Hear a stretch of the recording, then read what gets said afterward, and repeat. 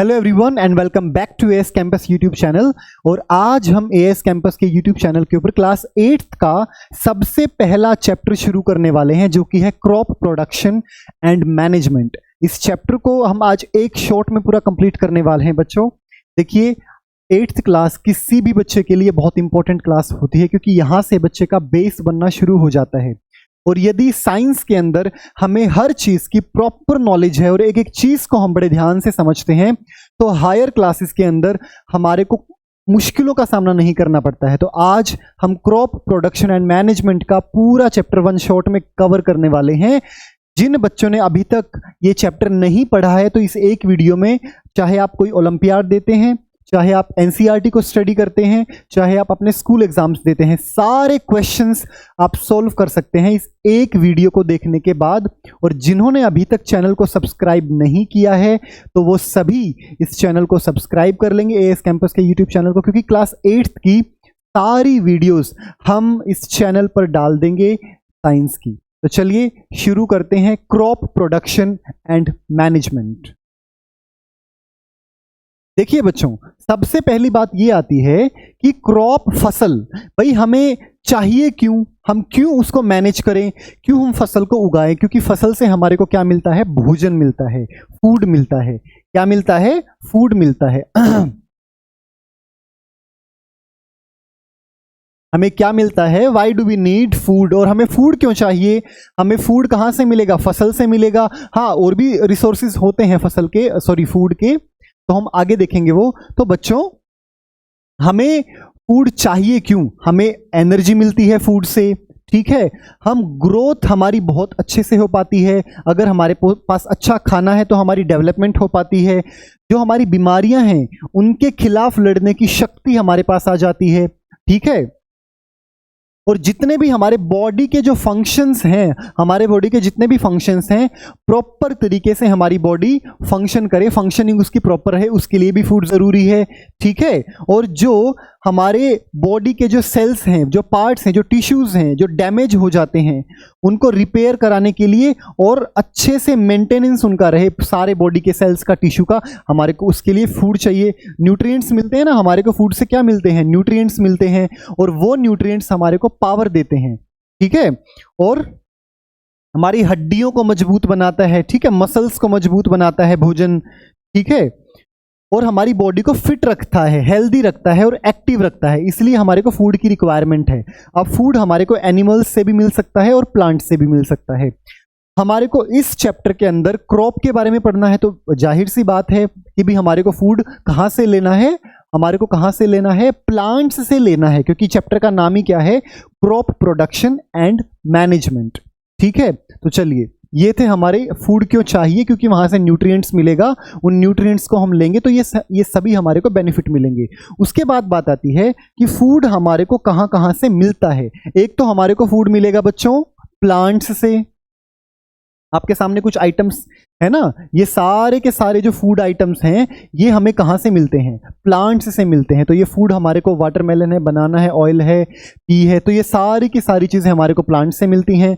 और जो मछली है हमारी, एग्स हैं, तो ये सारी चीज़ें, मिल्क है, ये सारी चीज़ें हमारे को कहाँ से मिलती हैं, एनिमल्स से मिलती हैं। तो हमारे को फूड जो है वो प्लांट्स से भी मिलता है और फूड एनिमल्स से भी मिलता है, ठीक है। तो चलिए, और बच्चों ये इतना ही नहीं, ये देखिए हमारे पास कुछ प्रोडक्ट ऐसे हैं जो हमें प्लांट से मिलते हैं, सीरियल्स हैं, वेजिटेबल्स हैं, पल्सेस हैं, फ्रूट्स हैं, और ये सारे हमारे एनिमल प्रोडक्ट्स हैं। एग है, हनी है, मिल्क है, मीट है, ये सब एनिमल से मिलते हैं। और इतना ही नहीं कि हम जो हैं प्लांट और एनिमल पर डिपेंडेंट हैं, हम फंगस को भी खा लेते हैं जीवित रहने के लिए, ठीक है। आपको मैं दिखाता हूँ नेक्स्ट स्लाइड में। मशरूम आपने सबने खाया होगा। ये मशरूम क्या है, ये ना प्लांट है ना एनिमल है, ये फंगस है। तो हम फंगस को भी खा लेते हैं एज ए भोजन, ठीक है। तो ये सारी चीज़ें हमारे को मिलती हैं। अब क्रॉप से हमारे को, फसल से हमारे को क्या मिलता है, भोजन मिलता है बच्चों। तो अब हमारे को सबसे पहले हम ये समझ लेते हैं बच्चों कि हमारे को क्रॉप को मैनेज करने की क्या ज़रूरत है। भाई उगाओ और खाओ, चलता रहेगा। देखिए बच्चों, जैसे जैसे टाइम बढ़ता जा रहा है, टाइम बढ़ने के साथ साथ पॉपुलेशन भी बढ़ती जा रही है। आप समझ रहे हैं भाई, स्पेस उतना ही है, धरती उतनी ही है, रिसोर्सेस उतने ही हैं, लेकिन पॉपुलेशन बहुत ज़्यादा बढ़ती जा रही है। अब उस पॉपुलेशन को हर चीज़ प्रोवाइड करानी है, उसको कपड़ा भी प्रोवाइड कराना है, उसको मकान भी प्रोवाइड कराना है, उसको भोजन भी देना है इतनी पॉपुलेशन को। तो भाई हर चीज़ अगर हम मैनेज करके चलेंगे, अच्छे ढंग से मैनेज करके चलेंगे, तो जितनी भी पॉपुलेशन बढ़ रही है हर एक तक हर चीज़ अच्छे से टाइम से पहुंच पाएगी। अगर मैं बात करूं बच्चों 1850 की,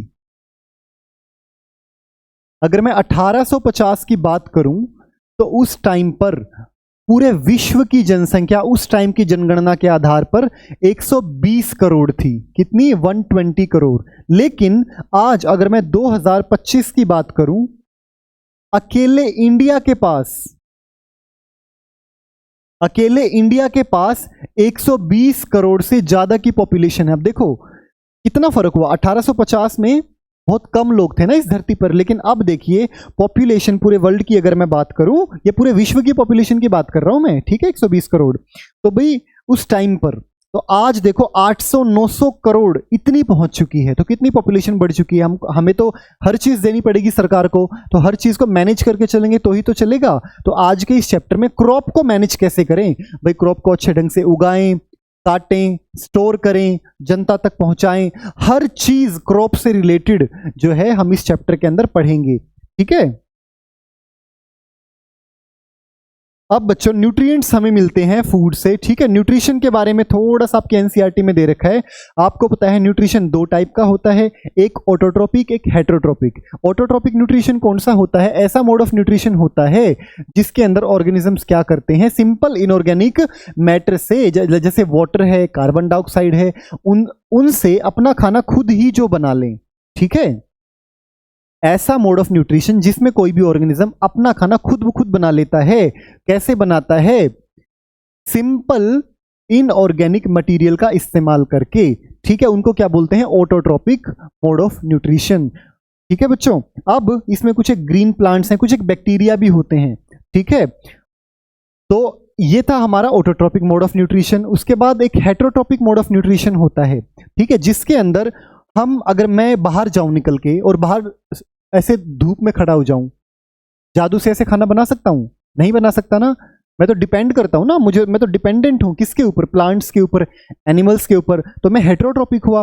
हेटेरोट्रोपिक कौन से होंगे? जो दूसरों के ऊपर डिपेंडेंट होंगे अपने न्यूट्रिशन के लिए। ठीक है, तो हेटेरोट्रोपिक न्यूट्रिशन ऐसी प्रोसेस होगी जिसमें कोई भी ऑर्गेनिज्म डिपेंड रहेगा किसके ऊपर? दूसरे ऑर्गेनिज्म के ऊपर। किसके लिए? अपने सर्वाइवल के लिए। किसके लिए? अपने सर्वाइवल के लिए। जैसे हम इंसान हैं, हम इंसान तो भाई प्लांट्स के ऊपर डिपेंडेंट है, एनिमल्स के ऊपर डिपेंडेंट है, अमीबा है, बहुत सारे ऐसे ऑर्गेनिजम्स हैं एक फॉर एग्जांपल के तौर पे कि जो हेटेरोट्रोपिक हैं, जो दूसरे ऑर्गेनिजम्स के ऊपर डिपेंडेंट हैं अपने फूड के लिए, अपने न्यूट्रिशन के लिए, अपने सर्वाइवल के लिए। अब ये तीन टाइप का होता है, सैप्रोफाइटिक, पैरासिटिक, होलोजोइक। सैप्रोफाइटिक का मतलब ऐसे ऑर्गेनिजम्स जो डेड एंड डीके मटेरियल पर ऊपर अपना न्यूट्रिशन ले लेते हैं, वहां से अपने न्यूट्रिएंट्स ले लेते हैं, मरे हुए, मरे गले सड़े इन चीजों से अपना न्यूट्रिएंट्स ले लेते हैं, न्यूट्रिशन ले लेते हैं। उसका एग्जांपल जैसे मैंने आपको पीछे दिखाया, मशरूम। ठीक है, जो कि एक फंगस था, वो भी क्या है? वो भी एक सैप्रोट्रोपिक न्यूट्रिशन शो करता है। ठीक है, उसको फॉलो करता है। उसके बाद पैरासिटिक। पैरासिटिक का मतलब क्या है? किसी दूसरे की बॉडी के ऊपर बैठ के वहां से अपना न्यूट्रिशन ले लेना। जैसे एक जुएं होती हैं ना, वो हमारी बॉडी के ऊपर बैठकर, मच्छर होते हैं हमारी बॉडी के ऊपर बैठकर अपना न्यूट्रिशन ले लेते हैं, लेकिन हमारे को उतना ज्यादा हार्म नहीं पहुंचाते हैं। ठीक है, सो पैरासिटिक का मतलब क्या है? कि कोई दूसरे की बॉडी के ऊपर बैठकर अपना न्यूट्रिशन ले लेता है, वो होता है पैरासिटिक। होलोजोइक, जिसमें बहुत सारी प्रोसेसेस अंदर होती हैं। अब पहले वो इनटेक करेगा फूड को, अंदर ही अंदर उसको डाइजेस्ट करेगा, डाइजेस्ट करने के बाद एक्सक्रीशन होगा। ठीक है, वेस्ट प्रोडक्ट को बाहर निकालेगा, तो वो होगा होलोजोइक मोड ऑफ न्यूट्रिशन, जो हम ह्यूमन बींग्स फॉलो करते हैं। अमीबा भी वही फॉलो करता है। ठीक है, चलिए भाई, ये था हमारा मोड ऑफ न्यूट्रिशन। अब बारी आती है बच्चों एग्रीकल्चर क्या होता है। ठीक है, और एग्रीकल्चर प्रैक्टिसेस क्या हैं। तो एग्रीकल्चर बेटा क्या होता है? एग्रीकल्चर ऐसी प्रैक्टिस है जिसके अंदर हम ग्रो करते हैं किसको? एक तो फसल को, एंड रेजिंग एनिमल्स को। किसके लिए? ताकि उनसे हमारे को फूड मिल सके और दूसरी जो है यूजफुल चीजें मिल सकें और उनको हम इस्तेमाल कर सकें। तो ऐसी प्रैक्टिसेस को हम क्या बोलेंगे? ऐसी प्रैक्टिसेस को हम बोलेंगे एग्रीकल्चर। कई लोग ये सोचते हैं कि एग्रीकल्चर केवल प्लांट्स को ही प्रोड्यूस करना, नहीं बेटा, एग्रीकल्चर में एनिमल्स भी आ जाते हैं। ठीक है, हम मछली पालन करते हैं, मधुमक्खियों को पालते हैं, तो कितने सारे एनिमल्स को हम पालते हैं ताकि उनसे हमारे को डिफरेंट डिफरेंट चीजें मिल सकें। तो एग्रीकल्चर ऐसी प्रैक्टिसेस हैं, यहां से आप डेफिनेशन भी देख सकते हैं। Agriculture is the practice of growing crops and raising animals, दोनों, to provide food and other useful products for human use.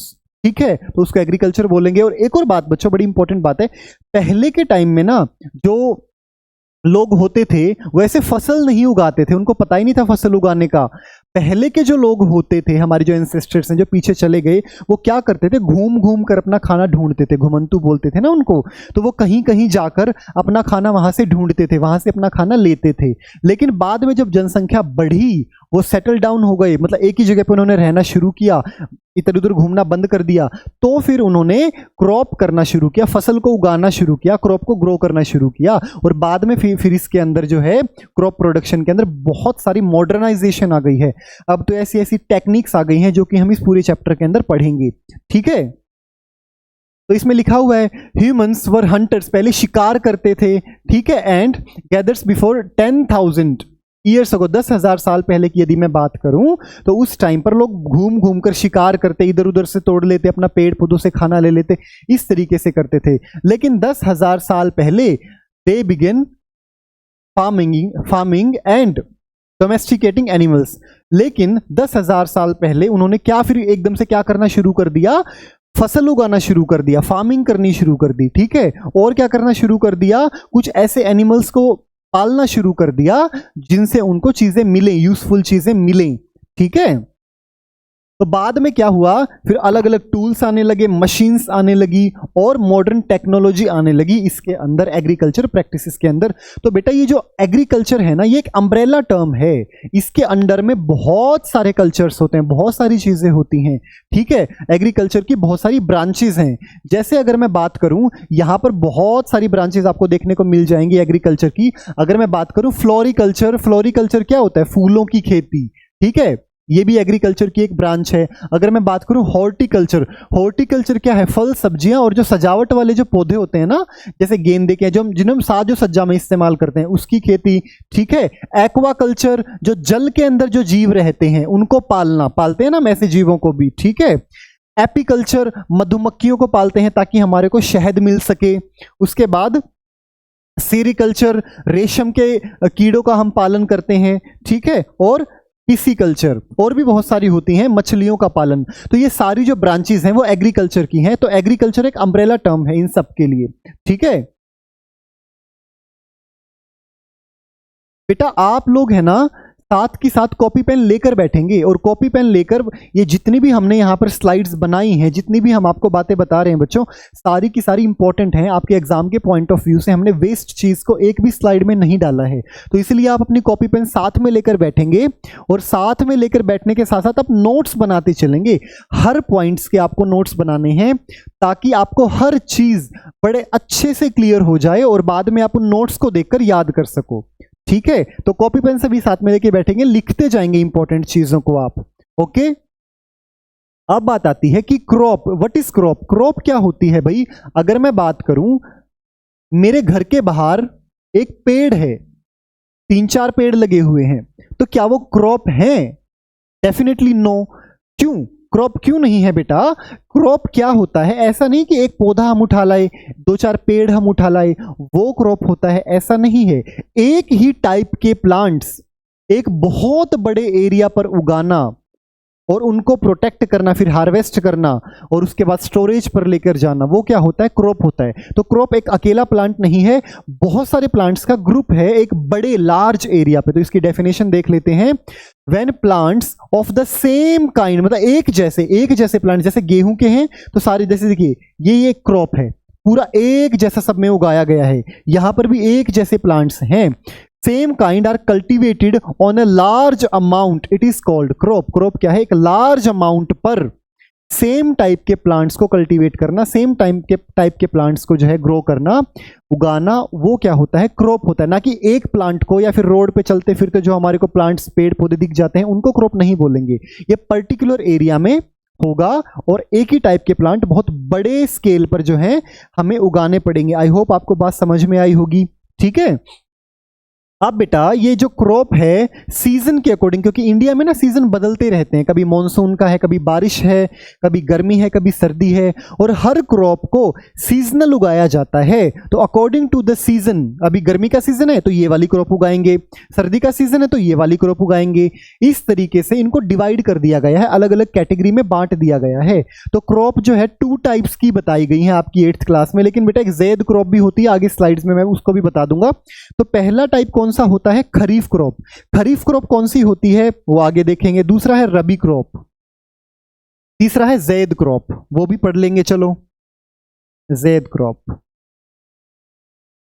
ठीक है। तो तीनों के बारे में हमारे को पढ़ना है। तो सबसे पहले हम पढ़ेंगे खरीफ क्रॉप के बारे में। तो बच्चों खरीफ क्रॉप कौन सी क्रॉप होती हैं? खरीफ क्रॉप ऐसी क्रॉप होती हैं, खरीफ क्रॉप ऐसी क्रॉप होती हैं जो हम किस सीजन में उगाते हैं? रेनी सीजन में। रेनी सीजन में उगाया जाता है। यहां पर लिखा हुआ है बेटा, crop are different types like cereals. कितनी अलग अलग टाइप्स की क्रॉप्स होती हैं और उनको हमने सीजन के according to the season, based on the season, हमने क्या कर दिया है, डिवाइड कर दिया है। सबसे पहला खरीफ क्रॉप, जो खरीफ क्रॉप होगी वो रेनी सीजन में, क्योंकि ये ऐसी फसलें होती हैं बच्चों, इनको ना थोड़ा पानी ज़्यादा चाहिए। तो यदि पानी ज़्यादा चाहिए तो जब बारिश का मौसम होगा, बारिश के मौसम में पानी ज़्यादा होगा, तो ऐसी ये जो फसलें हैं इनको रेनी सीजन में उगाया जाता है, क्योंकि इनको ज़्यादा पानी की नीड होती है। ठीक है, तो खरीफ क्रॉप कौन सी क्रॉप होंगी बेटा? ये ऐसी क्रॉप होंगी जो रेनी सीजन में क्या करी जाएंगी, ग्रो करी जाएंगी। जब भारत में बारिश शुरू होती है तब तो इनको उगाएंगे, ठीक है, और जब बारिश का मौसम बंद हो जाता है तो इनको काट लेंगे। ठीक है, जो रेनी सीजन होता है इंडिया में वो जनरली कब होता है? जून में शुरू होता है और सितंबर में खत्म हो जाता है। तो इसका मतलब क्या हुआ, जून में तो हम इनको उगाएंगे, इंपॉर्टेंट है याद रखना, जून के अंदर तो हम क्या करेंगे, इनको उगा लेंगे, और सितंबर के अंदर जो है हम इस फसल को काट लेंगे।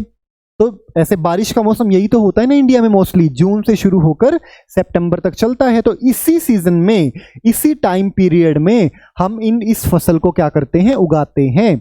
ठीक है, इसके कुछ एग्जाम्पल्स हैं आपके सामने। पैडी है, सोयाबीन है। ये सोयाबीन की अमेरिकन इंग्लिश में ये स्पेलिंग करेक्ट है, ठीक है, और ब्रिटिश इंग्लिश में SOYABEN लिखा जाता है, तो दिस इज करेक्ट स्पेलिंग। तो पैडी है, सोयाबीन है, पिजन पी है, कॉटन है, ग्रीन ग्राम है। ठीक है, ये सारी फसलें हैं। पिजन पी का क्या मतलब है? जो पिजन पी का क्या मतलब है, जो अरहर की या फिर तुअर की दाल भी बोल देते हैं, अरहर या तुअर की दाल बोलते हैं ना। कॉटन का मतलब क्या है? कपास, कपास की भी खेती करते हैं, इसी सीजन में करते हैं। ग्रीन ग्राम कहां पर है? मूंग। ठीक है, उसके बाद हमारा ग्राउंड नट है, मूंगफली भी होता है ग्राउंड नट इसके अंदर। मेज हमारा, सॉरी ग्राउंड नट इसमें नहीं होगा, हाँ ये ग्राउंड नट है, ठीक है, ग्राउंड नट होगा इसमें। तो इसमें हमारा ग्राउंड नट होगा, मूंगफली, ठीक है। पैडी है, मेज, मेज हमारा मक्का, मक्का जो होगा वो भी इसी सीजन में। तो ये जितने भी एग्जांपल्स हैं, पैडी है, मेज है, सोयाबीन है, ग्राउंड नट है, कॉटन है, ये सारे के सारे एग्जांपल्स किसके हैं? खरीफ क्रॉप के। कई बार ये एग्जाम्स के अंदर ये एग्जांपल्स पूछ लिए जाते हैं, तो आप सभी बच्चे इन एग्जांपल्स को याद करेंगे। पैडी, सोयाबीन, पिजन पी, यहां पर भी एग्जांपल्स लिख दिए हैं, यहां पर भी, इनको आपको जरूर याद करना है, ठीक है। तो ये हमारी है खरीफ क्रॉप। उसके बाद यदि मैं बात करूं, उसके बाद आती है हमारी रबी क्रॉप। देखो मैंने, पता है उस टाइम पे अपने, जब मैं स्कूल में था, मैंने इसको कैसे याद किया था? रबी, आर से ही रबी शुरू होती है, आर से ही रजाई शुरू होती है। रजाई हम कब ओढ़ते हैं? सर्दियों में ना, जब सर्दियां शुरू होती हैं तो हम रजाई का इस्तेमाल करते हैं ना। तो आर से रबी, आर से रजाई। रजाई कब इस्तेमाल होगी? सर्दियों में। तो रबी की जो फसल है वो भी कब? सर्दियों में हम लगाएंगे, जब सर्दियां शुरू होंगी। और इसे काटेंगे कब? जब सर्दियां खत्म हो जाएंगी, ठीक है। फॉर एग्जाम्पल अगर मैं बात करूं विंटर सीजन की ये फसल होती हैं। इनका टाइम पीरियड अक्टूबर में लगभग हमारी ठंड शुरू हो जाती है और मार्च में ठंड खत्म हो जाती है, तो यही इनका टाइम होता है। अक्टूबर टू मार्च का जो मंथ होता है वो रबी क्रॉप के लिए होता है। इसके अलग अलग एग्जाम्पल्स क्या हैं? व्हीट है, गेहूं है, ग्राम चना, पी, मटर, मस्टर्ड, सरसों एंड लिनसीड। ठीक है, अलसी के जो बीज हम बोलते हैं ना, ठीक है, यहां पर देख लीजिए कुछ एग्जांपल, मस्टर्ड, ग्राम, बार्ले, जौ है जो हमारी, व्हीट, गेहूं, ओट्स, जई जिसे बोलते हैं, बाजरा, ये सारी की सारी जो फसल है बच्चों, ये कब उगाई जाती हैं? रबी क्रॉप्स विंटर सीजन में। कब से कब तक? अक्टूबर से मार्च तक। और एक और बात बच्चों, जो फैक्टर हैं जो अफेक्ट करते हैं किसको? क्रॉप प्रोडक्शन को। वहां पर बारिश कितनी हो रही है, वहां का टेम्परेचर कितना है, ह्यूमिडिटी कितनी है, और वहां का क्लाइमेट चेंजेस कैसा है, इन चीजों के ऊपर जो है फैक्टर, ये सारे फैक्टर जो है अफेक्ट करते हैं किसको? हमारी फसल को। ठीक है, बात समझ में आई? उसके बाद बारी आती है थर्ड नंबर, ज़ैद क्रॉप। ज़ैद क्रॉप ऐसी होती हैं, ना तो ये रेनी सीजन में उगती, मतलब रेनी सीजन गया, सर्दियों का भी सीजन गया, ठीक है, उसके बाद जो गर्मियों का सीजन आता है ना, उसके अंदर हमारा जो है ज़ैद क्रॉप को हम उगाते हैं। ठीक है, क्योंकि इनको ज्यादा ना तो पानी की जरूरत है, इनको थोड़ा ड्राई एनवायरनमेंट ही चाहिए, सूखा एनवायरनमेंट ही चाहिए। तो agriculture crops which are grown in the short duration, छोटे ड्यूरेशन के लिए उगाई जाती हैं, जो मार्च टू जून। ठीक है, मार्च से जून के महीने में ये उगाई, भाई गर्मियां हो जाती है ना इस टाइम पे मार्च से जून के महीने में ये उगाई जाती हैं, तो इनको हम क्या बोलते हैं? ज़ैद क्रॉप। याद रखना बच्चों, आपको ये बिल्कुल याद रखना है, जून, जुलाई, अगस्त, सितंबर कौन सी फसल होंगी? खरीफ। फिर उसके बाद अक्टूबर, नवंबर, दिसंबर, जनवरी, फरवरी, मार्च, यहां पर कौन सी होगी? रबी। फिर मार्च में हम क्या कर देंगे? इनको उगा देंगे, कौन से को? ज़ैद क्रॉप को। मार्च, अप्रैल, मई, जून, इन महीनों में क्या रहेगा? ज़ैद क्रॉप को उगाएंगे समर सीजन में। क्यों? क्योंकि इनको ना थोड़ा वार्म एनवायरनमेंट चाहिए, गर्म एनवायरनमेंट चाहिए और ड्राई एनवायरनमेंट चाहिए, वेदर चाहिए। ठीक है, अब इनके एग्जाम्पल्स क्या होंगे? इनके जो फ्रूट्स हैं और फ्लावर हैं उनको अच्छे से ग्रो करने के लिए ऐसा एनवायरनमेंट चाहिए। एग्जाम्पल क्या है? वाटरमेलन हमारा तरबूज है, बिटर गोर्ड करेला है, क्यूकुम्बर हमारे खीरे वगैरह जो है, मस्क मेलन खरबूजे वगैरह जो है। तो ये जो चीजें हैं ये कब उगाई जाते हैं? ज़ैद क्रॉप इन्हें हम बोलते हैं, ये समर सीजन के अंदर। ठीक है,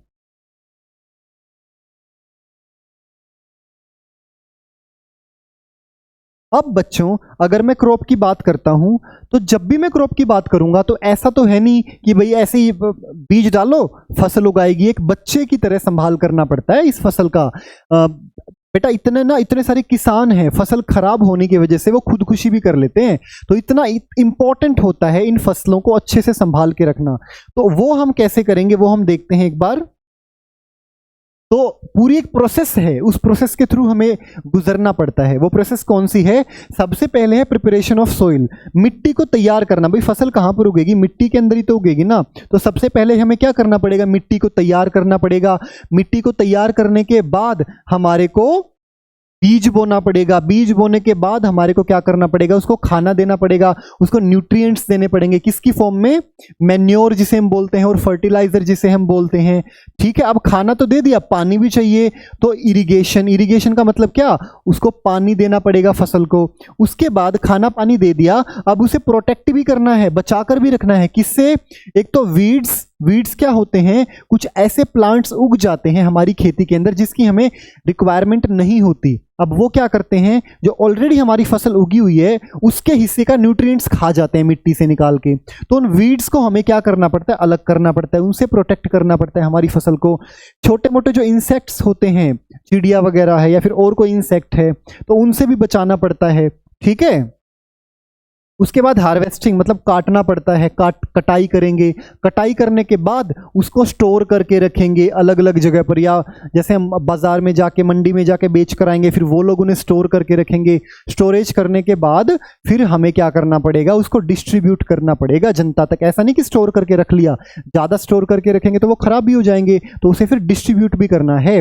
किससे? बेच देंगे फिर, ठीक है उसको। तो ये सारी प्रोसेस होती हैं बच्चों, जो बेसिक प्रैक्टिसेस हैं क्रॉप प्रोडक्शन के अंदर। These are the basic practices. अब हमें इन सभी को वन बाय वन बड़े अच्छे से डिटेल के अंदर पढ़ना है, ठीक है। चलते हैं। सबसे पहले हमें क्या करना पड़ेगा? Preparation of soil. हमें मिट्टी को तैयार करना है किसी भी फसल के लिए। सबसे पहले तो मिट्टी को ही तैयार करना पड़ता है ना। मिट्टी, भाई सॉइल को क्यों तैयार करें? सॉइल बहुत इंपॉर्टेंट है किसी भी फसल के लिए। Why soil is very important?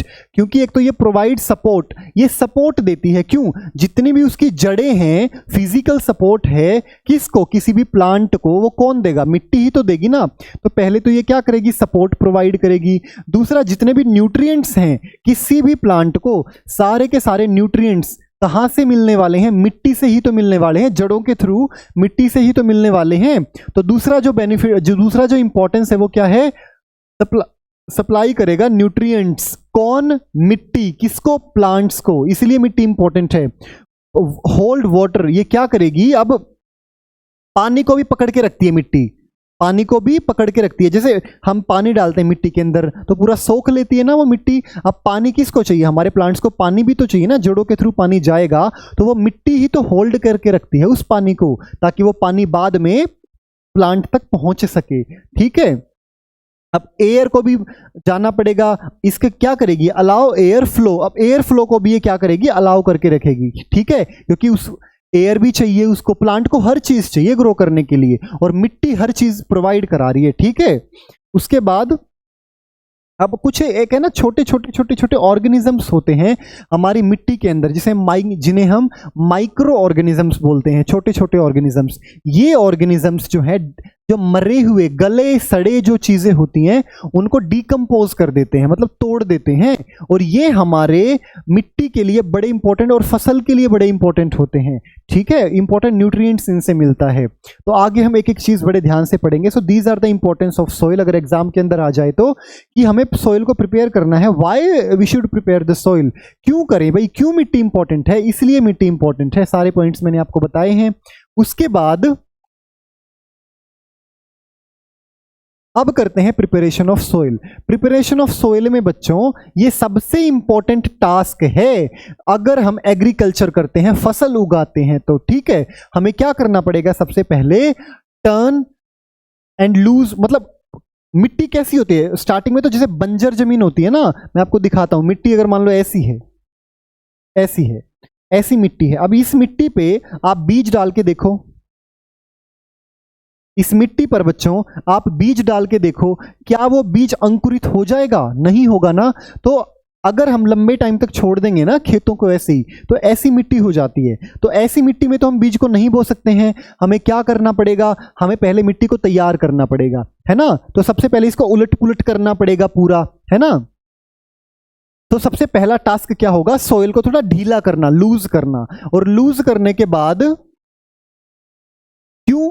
क्योंकि अगर वो लूज हो गई तो जो रूट्स हैं, जड़ें हैं किसकी? हमारी प्लांट्स की, आराम से पेनिट्रेट हो जाएंगी। पेनिट्रेट कहने का मतलब है अंदर चली जाएंगी। किसके अंदर चली जाएंगी? मिट्टी के। और आराम से क्या हो जाएंगी? पेनिट्रेट हो जाएंगी। हमारा बीज पहुंच जाएगा अच्छे से अंदर तक, और जड़ें भी वहां तक पहुंचेंगी, ठीक है, जब मिट्टी की गहराई में जाएंगे। लेकिन उसके लिए मिट्टी को थोड़ा सा सख्त नहीं होना पड़ेगा, नरम होना पड़ेगा, ठीक है। अब जो मिट्टी ढीली हो चुकी है बच्चों, जो मिट्टी ढीली हो चुकी है, उसके ऊपर छोटे छोटे जो माइक्रोब्स हैं वो आना शुरू हो जाते हैं। माइक्रो ऑर्गेनिजम्स जो हैं, जो बड़े बेनिफिशियल रहते हैं हमारी फसल के लिए, तो वो उसमें आना स्टार्ट हो जाएंगे, ठीक है। तो अब हम क्या करेंगे? सबसे पहले लूज करेंगे। लूज का मतलब क्या है? कि मिट्टी को ऐसे उलट पुलट करेंगे, सारा उसको ढीली करेंगे, थोड़ा नरम बनाएंगे उसको, ज्यादा सख्त है ना वो, तो इसीलिए लूज करेंगे, उसको टर्न करेंगे, टर्निंग करेंगे उसकी, सॉइल की उलट पुलट करेंगे, ठीक है। तो इस प्रोसेस को हम क्या बोलते हैं? टिलिंग और प्लोइंग। ध्यान से सुनना ये definition. The process of loosening and turning of the soil is called tilling और प्लोइंग। ठीक है, इसको हम, इस प्रोसेस को हम क्या बोलेंगे, जो मिट्टी को हम ढीला करेंगे, उलट पुलट करेंगे ताकि उसमें पानी अच्छे से चला जाए, माइक्रो ऑर्गेनिजम्स उसमें अच्छे से आ जाएं, फसल की जड़ें अच्छे से अंदर चली जाएं, हमारे जो मिट्टी के बीज अंदर आराम से चला जाए। ठीक है, तो इसीलिए ये बड़ा जरूरी हो जाता है कि हम इस प्रोसेस को करें। ठीक है, तो so this process is called tilling and ploughing. अब ये किया कैसे जाता है, ये इसके लिए कुछ डिवाइसेस होते हैं जिसको हम क्या बोलते हैं, प्लो बोलते हैं, जो या तो आयरन का बना होगा या फिर किसका, लकड़ी का बना होगा। अब नेक्स्ट स्लाइड में मैं आपको दिखाता हूं, तो इसके द्वारा हम इसको करते हैं। तो ये देखिए बच्चों, अब हमने मिट्टी को लूज कर दिया, टर्न कर दिया। अब वो ना ऊबड़ खाबड़ सी हो जाती है, थोड़ी ऊपर नीचे हो जाती है। अब हमें क्या करना पड़ेगा, लेवलर के द्वारा उसको क्या करना पड़ेगा, लेवल पे लाना पड़ेगा। तो ये लेवलिंग हम करेंगे। उसके बाद लेवलिंग कहने का मतलब है कि जो ऊपर नीचे मिट्टी होगी सबको एक लेवल पे आ जाए, ताकि जो बीज आराम से हर एक जगह पर डिस्ट्रीब्यूट हो जाए। तो हम क्या करेंगे, नेक्स्ट स्टेप हम क्या करेंगे, levelling. Levelling is the process of making the surface of the field even और फ्लैट, मतलब फ्लैट बना देंगे उसको, पूरे सरफेस को, खेत जो हमारे होते हैं ना उसको पूरे को फ्लैट बना देंगे। ठीक है, ये कब किया जाता है, प्लोइंग के बाद एंड टिलिंग। टिलिंग और प्लोइंग क्या होती है, मिट्टी को टर्न करना, ठीक है, उसको और लूज करना। ये क्या होती है, प्लोइंग एंड टिलिंग। तो प्लोइंग एंड टिलिंग के बाद हमें लेवलिंग करनी पड़ती है। इसके मेन पर्पस क्या होते हैं बच्चों, सबसे पहला पर्पस है कि यूनिफॉर्म डिस्ट्रीब्यूशन हो जाए पानी का। भाई पानी एक जगह पे, ऐसी जमीन है, मान लो ऐसी मिट्टी है, फिर ये ढलान पे आ गई तो सारा पानी नीचे नहीं उतर जाएगा, नीचे गड्ढे में जम जाएगा पूरा पानी, एक गड्ढा सा होगा। तो फिर ऊंचा कोई टीला है, वहां से पानी सारा नीचे आ जाएगा। यहाँ पे थोड़ा सा ऊंचा सा है कुछ, यहाँ पे फिर गड्ढा है, तो पानी यहाँ से उतर के यहाँ पे गड्ढे में इकट्ठा हो जाएगा। लेकिन अगर वो लेवल पे है तो यूनिफॉर्म डिस्ट्रीब्यूशन होगा, हर जगह पे इक्वल डिस्ट्रीब्यूशन होगा। किसका होगा, इरिगेशन। इरिगेशन मतलब जब हम पानी देते हैं, इरिगेशन का मतलब है बच्चों पानी देना, सिंचाई करना किसी भी खेत में। टू प्रिवेंट वाटर लॉगिंग और रन ऑफ, भाई पानी निकल भी ना जाए और ज्यादा भी ना इकट्ठा हो जाए, उसके लिए ये जरूरी है लेवलिंग। ठीक है, और यूनिफॉर्म टू मेक सोइंग, मतलब सोइंग का मतलब क्या है, बीज को बोना। And crop growth more uniform, जो बीज को बोएंगे वो भी अच्छे तरीके से हर हिस्से पे इक्वल डिस्ट्रीब्यूशन के साथ में हो। ठीक है, to improve overall field efficiency and productivity, और हमारे को अच्छी प्रोडक्टिविटी मिले, फसल जो है अच्छी मात्रा में हमारे को मिले। चलिए, ये लेवलिंग सबसे पहले हमने क्या किया बच्चों, टिलिंग या फिर प्लोइंग, एक ही बात है, टिलिंग और प्लोइंग। हम टिलिंग और प्लोइंग करेंगे। उसके बाद हमने क्या किया, लेवलिंग। लेवलिंग के बाद ये जो हमारे पास कुछ डिवाइसेस हैं बच्चों, 3 डिवाइसेस आपके दिखाए गए हैं जो प्लोइंग में काम आते हैं। सबसे पहला है प्लो, दूसरा है हो, तीसरा है मॉडर्न कल्टीवेटर। इन तीनों के बारे में हमारे को पढ़ना है। ये 3 डिवाइसेस होते हैं जो हमारे को हेल्प करते हैं किस चीज के अंदर, टिलिंग और प्लोइंग के अंदर। चलिए,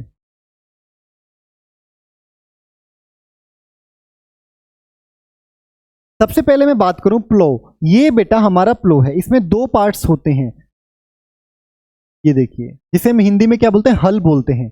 ये प्लो है, इसमें 2 पार्ट होते हैं। जो ये वाला पार्ट है इसको हम बोलते हैं प्लोशेयर। ये देखिए, ये वाला पार्ट प्लोशेयर, यहां से डेफिनेशन आप पढ़ सकते हैं।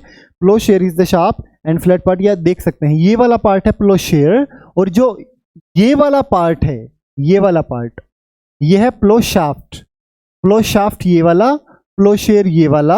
और इसको एक बीम के हेल्प से, यहां से हम बीम की हेल्प से, देखिए ये बीम है एक, इस बीम पे ऐसे रख के नीचे मिट्टी में ऐसे दबा देते हैं।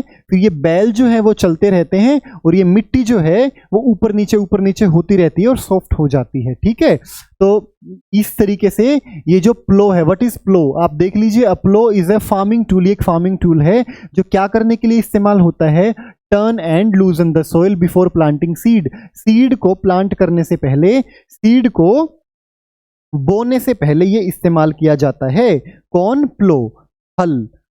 ठीक है, इसके यूज क्या क्या होंगे, breaks up hard soil, hard जो कठोर मिट्टी होती है ना उसको तोड़ने के लिए इसका यूज किया जाता है। ठीक है, और मिट्टी की जो ऊपरी परत है उसको थोड़ा सा अच्छे से क्या कर देंगे, अच्छे से टर्न कर देंगे। टर्न का मतलब उलट पुलट कर देंगे। देखो बच्चों, मैं आपको एक बात बताता हूँ, ये बहुत ज़रूरी है। अब मिट्टी में ना बहुत सारी लेयर्स होती हैं। अगर मैं बात करूँ, इतनी सारी लेयर्स हैं।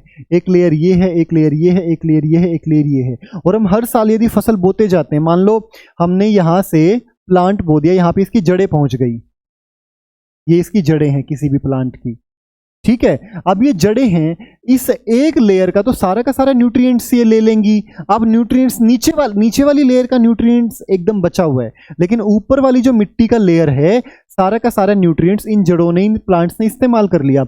अब जब हम ये करेंगे, टर्निंग करेंगे इसकी सॉइल की, तो ये यहां से ये पूरा उलट पुलट हो जाएगा ऐसे। तो ये जो यहाँ की मिट्टी ऊपर पहुंच जाएगी, ऊपर की नीचे, तो यहाँ पे जो न्यूट्रिएंट्स बचे हुए हैं, ये सारे के सारे न्यूट्रिएंट्स जो ऊपर पहुंच जाएंगे, ऊपर वाले हिस्से तक। और हम नई फसल जब लगाएंगे तो आराम से जो है उसको मिल जाएंगे, ठीक है, सारे के सारे न्यूट्रिएंट्स। तो ये क्या करता है, टर्न कर देता है अपर लेयर को सॉइल की, ठीक है। हेल्प करता है mix nutrients and air into the soil, भाई उसमें हवा भी चली जाए अच्छे से और न्यूट्रिएंट्स भी चले जाएं। और रिमूव वीड्स, और ये किसके लिए भी इस्तेमाल होता है, जो अनवांटेड प्लांट्स होते हैं ना, उन वीड्स को रिमूव करने के लिए। वीड्स का मतलब अनवांटेड प्लांट। तो आई होप आपको ये फ्लो समझ में आया। आप इस स्लाइड को ना स्क्रीनशॉट भी ले सकते हैं, इंपॉर्टेंट है, आप याद कर सकते हैं। उसके बाद हमारी बारी आती है बच्चों एक और डिवाइस। वो कौन सा टूल है, हो इसे हम बोलते हैं, फावड़ा बोल देते हैं कई लोग। अगर छोटा एरिया है ना, तो ऐसे कस्सी से ऐसे करके, ऐसे ऐसे करके भी हम कर सकते हैं, ठीक है। यूं इस तरीके से करके भी हम क्या कर सकते हैं, इसका यूज कर सकते हैं। नहीं तो अगर थोड़ा सा बड़े स्केल पे करना है, तो ये ऐसा डिवाइस होता है, इसको एनिमल की हेल्प से हम खींच सकते हैं। ये बेंट प्लेट होती है, ये यहाँ की ग्रिप है, ये हैंडल है, और ये बीम है जो एनिमल्स पर हम रखते हैं। तो इसकी डेफिनेशन देख लीजिए एक बार, क्या होगी। अ हो इज अ फार्मिंग टूल, ये एक फार्मिंग टूल है जो किसके लिए यूज किया जाता है, लूजनिंग द सॉइल, भाई मिट्टी को ढीला करने के लिए। रिमूव वीड्स, जो एक्स्ट्रा अनवांटेड प्लांट है उनको रिमूव करने के लिए। And shape the soil before planting, और मिट्टी को अच्छे से शेप देने के लिए प्लांटिंग से पहले, पौधे बीज को डालने से पहले, ठीक है। तो ये सेकंड डिवाइस, पहला कौन सा था, प्लो मतलब हल, दूसरा कौन सा है, हो, थर्ड है हमारा कल्टीवेटर। ये कल्टीवेटर ऐसा होता है, ये थोड़ी मॉडर्न टेक्नोलॉजी है बच्चों, वो थोड़ी सी ओल्ड टेक्नोलॉजी में आ जाती है। पहले के टाइम में इस्तेमाल होते थे, लेकिन आज के टाइम पे जो है वो कल्टीवेटर इस्तेमाल होते हैं। इससे क्या होता है, एक तो हमारा बहुत सारा मजदूरों का पैसा बच जाता है, मतलब टाइम भी बहुत बचता है, क्योंकि थोड़ा जल्दी करेगा, टाइम बहुत बचता है, थोड़ी हमारी लेबर भी कम हो जाती है। तो ये जो मॉडर्न कल्टीवेटर्स हैं, कल्टीवेटर की हेल्प से हम क्या करते हैं, आज के समय में मिट्टी को क्या करेंगे, टर्न एंड लूज करेंगे। सो कल्टीवेटर क्या होगा बच्चों, कल्टीवेटर इज ए डिवाइस या फिर cultivator is a farming tool और machine used to loosen the soil, मिट्टी को ढीला करने के लिए इस्तेमाल किया जाता है। और किसके लिए इस्तेमाल किया जाता है, वीड्स को रिमूव करने के लिए। आफ्टर द सीड आर सोन, जब हम बीज को बो देते हैं और प्लांट सूख जाते हैं, कुछ ऐसे प्लांट सूख जाते हैं जिनकी हमारे को ज़रूरत नहीं है, तो उस कंडीशन में हम इसका यूज़ किसके लिए भी कर सकते हैं, वीड्स को रिमूव करने के लिए भी कर सकते हैं। तो ठीक है, तो 3 डिवाइसेस हमारे को पता लगे, प्लो, हो एंड मॉडर्न कल्टीवेटर। आपको ये चीज़ याद रखनी है। तो हमने मिट्टी को प्रिपेयर कर दिया है, ठीक है, हमारी मिट्टी जो है, सॉइल जो है वो प्रिपेयर हो चुकी है। अब सॉइल प्रिपेयर होने के बाद हमें क्या करना है, बीज को बोना है, हमें बीज को बोना है। बात समझ में आ रही है। तो हम क्या करेंगे, बीज को स्कैटर कर देंगे, मतलब कि फैला देंगे पूरे खेत के अंदर, ताकि वो बीज हमारा आगे चल के प्लांट में कन्वर्ट हो जाए। तो इस प्रोसेस को हम क्या बोलते हैं, सोइंग बोलते हैं। So this is the second process, sowing. पहला कौन सा था, प्रिपरेशन ऑफ सोइल, एंड दूसरा सोइंग। सोइंग क्या है, the process of scattering seeds, बीज को बिखेरना इन द सॉइल, मिट्टी के अंदर, फॉर ग्रोइंग द क्रॉप, फसल को उगाने के लिए, इज कॉल्ड सोइंग, इसको सोइंग बोलेंगे। लेकिन बच्चों एक बात ध्यान रखनी है कि ऐसा वैसा बीज नहीं ले लेना है, हमारे को हेल्दी बीज की जरूरत है। आजकल तो टेस्टेड बीज आते हैं भाई, उनके ऊपर लिखा हुआ होता है दिस इज टेस्टेड सीड, ये प्रॉपर तरीके से हेल्दी सीड है। लेकिन पहले के टाइम में क्या करते थे, आपके एनसीईआरटी में भी है ये, वो क्या करते थे, या फिर ये एक्सपेरिमेंट भी हम कर सकते हैं, ये एक एक्सपेरिमेंट भी है आपकी बुक के अंदर। भाई हमने 2 बीकर में पानी लिया और पानी लेने के बाद क्या किया, एक में मतलब हमें देखना है ना, बीज की गुणवत्ता को जांचना है। इसमें लिखा हुआ है ना, यहाँ पर देखिए सिलेक्शन करना है सीड का। सीड का सिलेक्शन हम कैसे करेंगे भाई? जो हमारा सीड है वो हाई क्वालिटी का होना चाहिए। और कैसा होना चाहिए? हेल्दी होना चाहिए, हेल्दी और हाई क्वालिटी का होना चाहिए, तो तब जाके हमारी फसल अच्छी होगी। तो बीज जो है ना बच्चों, वो बड़ा इंपॉर्टेंट होता है। बीज अच्छा नहीं होगा, जैसा बीज वैसा फल, जैसा बीज वैसी फसल, ठीक है? तो बीज के ऊपर ध्यान देना होता है हमारे को। तो गुड सीड जो होंगे एकदम क्लीन होंगे, डिजीज फ्री होंगे, और कैसे होंगे? Proper germination. जर्मिनेशन का मतलब अंकुरित, वो बड़े अच्छे ढंग से होंगे, जर्मिनेट अच्छे ढंग से होंगे, ठीक है? एक सिंपल सा मेथड है, वो कैसे करेंगे टेस्ट करने के लिए सीड की क्वालिटी को? जो सीड है उसको पानी में डाल दो, ठीक है?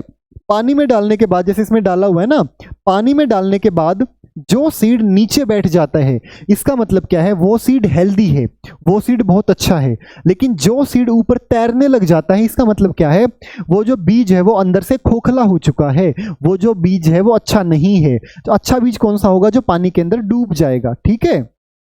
लेकिन जो पानी के ऊपर तैरेगा वो बीज कैसा होगा? वो एकदम खराब बीज होगा। तो हमारे को ये एक मेथड है, इसको हम टेस्ट कर सकते हैं। पुराने टाइम में करते थे लोग, लेकिन आज के टाइम पे तो अच्छे अच्छे अपना पहले से टेस्ट करके पैकिंग में आ जाते हैं सीड। अगर फिर भी आपको टेस्ट करना है, this is the best method, ठीक है? चलिए, अब जो सोइंग है, हम बीज को बोते हैं, वो कैसे बोएंगे भाई? क्या उनके लिए कोई टूल्स होंगे, कोई डिवाइसेस होंगे? किस तरीके से हम बीज को बोएंगे मिट्टी में, ठीक है? क्योंकि मिट्टी में बीज को बोएंगे, बीज को सोइंग करेंगे, तभी तो हमारे को क्या मिलेगा? प्लांट मिलेगा। तो देखिए बच्चों, अगर मैं ट्रेडिशनल टूल्स की बात करूं, 1 सेकेंड, अगर मैं ट्रेडिशनल टूल की बात करूं तो एक फनल शेप का एक डिवाइस होता था, ये देख रहे हैं आप, ये हैंडल होता है इसका, ठीक है?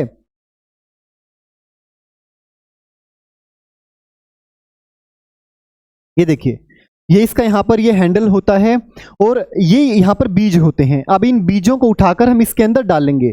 जब इसके अंदर डालेंगे हम, तो ये नीचे जाकर, नीचे जमीन के अंदर ये धंसा हुआ होगा, और 2-3 पाइप्स से ये कनेक्टेड होगा। तो ये बीज अंदर उन 2-3 पाइप्स में चले जाएंगे, और उन 2-3 पाइप्स से फिर मिट्टी के अंदर चले जाएंगे, ठीक है? तो इस तरीके से, और ये यहाँ पे इसको बैल आगे खींचेगा, जैसे बैल से कनेक्टेड होगा तो इसको यहाँ से खींचेंगे आगे से। तो इसको हम क्या बोलते हैं? जो ट्रेडिशनल टूल है वो क्या था? मतलब पहले के जमाने में जो इस्तेमाल करते थे, वो क्या हम इस्तेमाल करते थे? इसको क्या बोलते थे? फनल। फनल का वर्किंग कैसा था मैंने आपको बता दिया, ठीक है? एक बार इसमें हम बीज को डाल देते थे फनल के अंदर, ये 2 से 3 ट्यूब के अंदर चला जाता था, और वहां से एक शार्प एंड होते थे, जो वो 2 से 3 ट्यूब है जो मिट्टी के अंदर होती थी, वो 2 से 3 ट्यूब, उनके अंदर उनकी शार्प एंड होते थे, वो मिट्टी को चीरता हुआ आगे चलता, और साथ के साथ बीज उनमें से निकल के मिट्टी के अंदर चलते जाते, मिट्टी के अंदर होते जाते, ठीक है? सो दिस इज द थिंग। अब ये तो हुआ बेटा ट्रेडिशनल टूल की, मैंने आपकी बात करी। अब एक चीज आती है यहां पर, ब्रॉडकास्टिंग। ये ब्रॉडकास्टिंग क्या होता है? हाथ से बीजों को, अगर छोटा कोई एरिया है, ऐसे हाथ से उठाकर ऐसे बीजों को बिखेर देना, इस तरीके से, इस तरीके से, ये क्या होता है? ब्रॉडकास्टिंग होता है। एक बार देख लेते हैं इसकी डेफिनेशन ब्रॉडकास्टिंग की हम।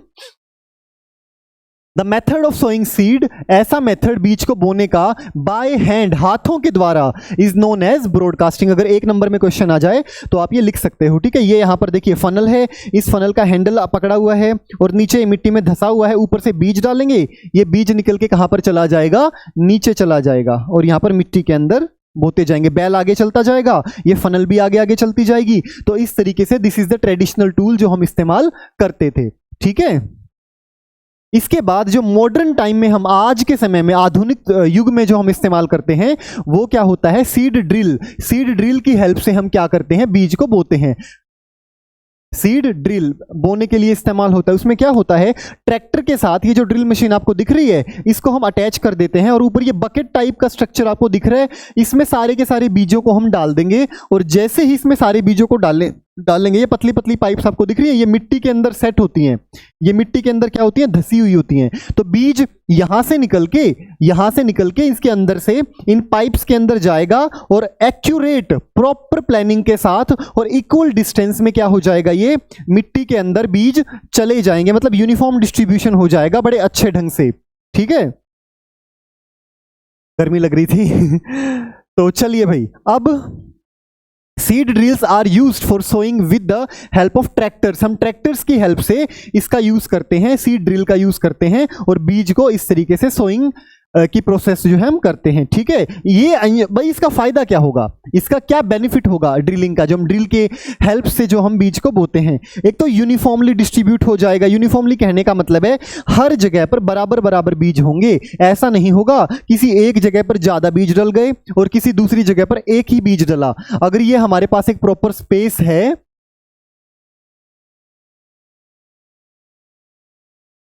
अगर ये हमारा खेत है तो बेटा प्रॉपर अरेंजमेंट्स में यूनिफॉर्म तरीके से जो है सीड्स मिट्टी के अंदर जाएंगे। अगर मान लो एक जगह पे सारे इकट्ठे ऐसे हो जाएं, एक जगह पे एक दो ही हो, ऐसे थोड़ी चलेगा भाई। उस मिट्टी में न्यूट्रिएंट्स भी लेने हैं उन छोटे प्लांट्स को, सारी चीजें, उनको पानी भी चाहिए, सनलाइट भी चाहिए। तो एक जगह पे अगर इतने सारे बीज इकट्ठा हो जाएंगे तो कंपटीशन ही बढ़ जाएगा। तो इसीलिए हर एक जगह पर इक्वल डिस्ट्रीब्यूशन होना बहुत ज्यादा जरूरी है बीजों का। ठीक है, सोइंग के टाइम पे सीड्स का यूनिफॉर्म डिस्ट्रीब्यूशन। तो पहला बेनिफिट हमारे को क्या मिलेगा, it is sown uniformly, proper uniform तरीके से, मतलब इक्वल सब जगह ये सीड जो है अच्छे से इनकी सोइंग हो जाएगी। दूसरा बेनिफिट क्या मिलेगा, पर्टिकुलर डेप्थ में चले जाएंगे। पर्टिकुलर डेप्थ कहने का मतलब क्या है, थोड़ा गहरे, मिट्टी के थोड़ा अंदर जाएंगे सीड। देखो बच्चों, अगर सीड मिट्टी के अंदर नहीं गया तो उस कंडीशन में क्या होगा, कोई जैसे मोर वगैरह है, चिड़िया वगैरह है, कोई और पक्षी वगैरह है, वो घूमते रहते हैं ना खेतों के अंदर, वो निकाल के उसको खा लेंगे उस बीज को, तो खेती हमारी बर्बाद हो जाएगी, है ना। लेकिन अगर मिट्टी की गहराई में वो बीज चला गया तो उस टाइम पे क्या होगा, कोई पशु पक्षी सभी से हमारे जो बीज हैं वो सेफ रहेंगे। ठीक है, तो and are covered by soil after sowing. अब वो बीज जो अंदर गए हैं वो सोइल से पूरा कवर रहेंगे, आराम से बाद में जर्मिनेट हो जाएंगे जब उसको फेवरेबल कंडीशंस मिलेंगी। तो ये था बच्चों सोइंग ऑफ सीड्स। अब हमने बीज को बो तो दिया, अब बीज को बोने के बाद भी उसको न्यूट्रिएंट्स भी प्रोवाइड कराने हैं, खाना भी तो खिलाना है। बीज को जर्मिनेट कराने के लिए हमें प्रॉपर तरीके से उसकी हेल्थ को मेंटेन करने के लिए हमें क्या करना है, उसको न्यूट्रिएंट्स देने हैं। तो न्यूट्रिएंट्स देने के लिए हम जैसे हम हैं, हमें जीवित रहने के लिए क्या चाहिए, न्यूट्रिएंट्स चाहिए। ऐसे ही प्लांट्स को भी तो चाहिए अच्छी ग्रोथ के लिए, अच्छी अपनी मेंटेनेंस के लिए, उनको भी न्यूट्रिएंट्स की रिक्वायरमेंट पड़ती है। ठीक है, तो व्हाट आर न्यूट्रिएंट्स, वो कहां से मिलते हैं, न्यूट्रिएंट्स हमारे को मिलते हैं मैन्योर एंड फर्टिलाइजर्स से। कहां से मिलते हैं, मैन्योर एंड फर्टिलाइजर से, यहां से मिलते हैं। तो एक बार पढ़ लेते हैं। सबसे पहले हमने क्या किया था, प्रिपरेशन ऑफ सॉइल किया था, सॉइल को प्रिपेयर किया था। ठीक है, स्टेप बाय स्टेप हम सारे काम करते गए। फिर क्या किया, सीड को प्रिपेयर किया, सीड को सो कर दिया। अब हमें क्या करना है बच्चों, अब हमें करना है एडिंग मैन्योर द सब्सटेंस। अब ये मैन्योर एंड फर्टिलाइजर को ऐड करना है। ये होते क्या हैं, these are the substances which are added to the soil. ऐसे सब्सटेंस होते हैं जो मिट्टी में ऐड कर दिए जाते हैं in the form of nutrients, nutrients की फॉर्म में, for the healthy growth. Healthy growth भाई अच्छे तरीके से ग्रोथ हो पाए किसकी, प्लांट की, आर कॉल्ड मैन्योर एंड फर्टिलाइजेशंस। तो मैन्योर एंड फर्टिलाइजर्स जो हैं वो ऐसे सब्सटेंस होते हैं न्यूट्रिएंट्स की फॉर्म में, किसको हम देते हैं, हमारे प्लांट्स को, हमारी क्रॉप को, ताकि हमारी क्रॉप जो है वो हेल्दी तरीके से ग्रो करे। ठीक है, अब इन दोनों के बारे में हमारे को डिटेल में देखना है, किस किस के बारे में, मैन्योर के बारे में और फर्टिलाइजर के बारे में। देखो बेटा, जो मैन्योर होते हैं वो हमारे को कहां से मिलते हैं, जो हमारा गाय का गोबर है, पेड़ पत्ते जो हैं, हमारे पेड़ों से टूटे हुए जो पत्ते हैं उनसे, तो प्लांट के और एनिमल के वेस्ट से हमारे को क्या मिलता है, मैन्योर मिलते हैं। ठीक है, आसानी से बना लिए जाते हैं, इजीली हम बना लेते हैं इनको। लेकिन दूसरी जगह पर अगर हम फर्टिलाइजर्स को देखें, ये बेटा केमिकल्स होते हैं फर्टिलाइजर्स। ठीक है, इनको एक इंसान को फैक्ट्री में तैयार करना पड़ता है। ठीक है, सो ये फैक्ट्री में इनको हम बनाते हैं, made in factory, in well defined way, proper तरीके से इनको बनाया जाता है। लेकिन इनको क्या, एक खेत में गोबर इकट्ठा करो, माइक्रो ऑर्गेनिजम्स उसको डिकम्पोज करेंगे, उसको खाद बना देंगे, और कुछ वेस्ट मटेरियल, गली सड़ी सब्जियां डाल दो, पत्ते डाल दो, इन सबसे क्या बन जाता है, मैन्योर बन जाता है। ठीक है, इसका कोई हार्मफुल इफेक्ट नहीं होता है क्योंकि ये फुल्ली नेचुरल होता है। अभी कोई केमिकल्स तो है ही नहीं इसके अंदर, ये पूरा का पूरा क्या होता है, नेचुरल होता है, इसलिए ये हार्मफुल नहीं होता। लेकिन ये तो केमिकल्स होते हैं फर्टिलाइजर्स तो, ठीक है, भारी मात्रा में केमिकल्स का यूज किया जाता है, तो इसके साइड इफेक्ट देखने को हमारे को मिलते हैं। ठीक है, अच्छा, इनकी जो ये जो मिट्टी की फर्टिलिटी को है, सॉइल की फर्टिलिटी को लंबे समय तक मेंटेन रखते हैं। फर्टिलिटी कहने का मतलब है मिट्टी की उर्वरता शक्ति, कि भी मिट्टी को आगे भी तो हमारे को मिट्टी को यूज करना है, आगे और उससे आगे भी, अगले साल भी, अगले साल भी। तो लंबे समय के लिए सॉइल की फर्टिलिटी को याद करना इंपॉर्टेंट पॉइंट है, एग्जाम में आ सकता है, बहुत इंपॉर्टेंट है, डबल स्टार लगा देता हूं। तो सॉइल की फर्टिलिटी को क्या करते हैं, लंबे समय तक बनाकर रखते हैं। लेकिन ये जो हैं फर्टिलाइजर्स जो हैं, सॉइल की फर्टिलिटी जो लंबे समय तक रख नहीं पाते हैं, मेंटेन नहीं रख पाते हैं, तो these are not good for long term. मतलब लंबे टाइम तक ये क्या करते हैं, सॉइल की फर्टिलिटी को मेंटेन नहीं करते हैं, उसको नष्ट करते जाते हैं हर साल। ठीक है, it is used in excessive amount. अब किसान क्या करते हैं, अब ये एकदम से रिजल्ट देते हैं, फर्टिलाइजर्स जो है ना एकदम से अच्छी फसल ले आते हैं, क्योंकि केमिकल्स इतने सारे हैं इनके अंदर, तो किसान इनका बहुत ज़्यादा इस्तेमाल करते हैं। तो वो क्या करते हैं, मिट्टी की फर्टिलिटी को लूज कर देंगे।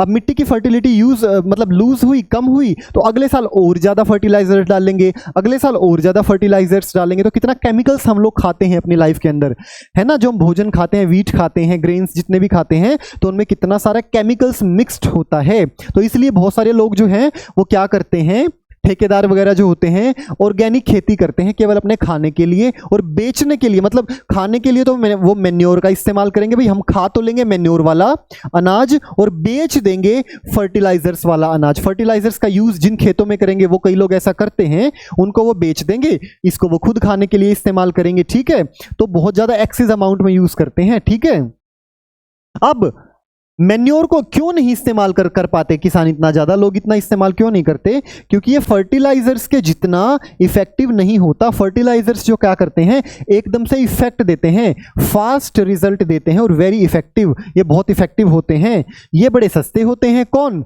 मेन्योर फर्टिलाइजर्स काफ़ी महंगे होते हैं। सो ये डिफरेंस था बच्चों फर्टिलाइजर्स में और मेन्योर में। और होते क्या है फर्टिलाइजर्स और मेन्योर, ये ऐसे सब्सटेंस होते हैं जो हम अपनी क्रॉप में ऐड करते हैं न्यूट्रिएंट्स की फॉर्म में, ताकि हमारी फसल को न्यूट्रिएंट्स मिल पाए। लेकिन इन दोनों के अपने अपने फायदे भी हैं, नुकसान भी हैं। इसके अपने अलग फायदे हैं, इसके अलग फायदे हैं, इसके अलग नुकसान हैं। मतलब ये क्या है, इसके फायदे क्या होंगे, फास्ट रिजल्ट मिलेगा हमारे को, ठीक है, और एकदम से ज़्यादा यील्ड हमारी होगी। मतलब यील्ड कहने का क्या मतलब है, अगर एक खेत में यहां पर 1 kg उगता है अनाज, तो ये ऐड करने के बाद 2 kg उगेगा, क्योंकि हमने इतने सारे केमिकल्स, न्यूट्रिएंट्स प्रॉपर मात्रा में उनको दे दिया है। ठीक है, उसको हम क्या करते हैं, छिड़काव करते हैं ना फर्टिलाइजर्स का, केमिकल्स का। अब कुछ और डिफरेंस देख लेते हैं, क्योंकि ये इंपॉर्टेंट है बहुत ज्यादा। फर्टिलाइजर्स जो होंगे वो क्या होंगे, मैन मेड, आदमियों के द्वारा बनाए जाएंगे। इनऑर्गेनिक सॉल्ट होते हैं, केमिकल्स होते हैं। लेकिन मैन्योर जो हैं वो नेचुरल सब्सटेंस होते हैं, जो डिकम्पोजिशन से, जैसे गाय का गोबर है, ठीक है, प्लांट्स का जो एक्स्ट्रा बचा हुआ प्रोडक्ट्स हैं उनसे बनता है। उसके बाद फर्टिलाइजर्स जो होते हैं फैक्ट्री में प्रिपेयर किए जाते हैं। मैन्योर जो होते हैं उनको हम अपने खेतों में आसानी से तैयार कर सकते हैं।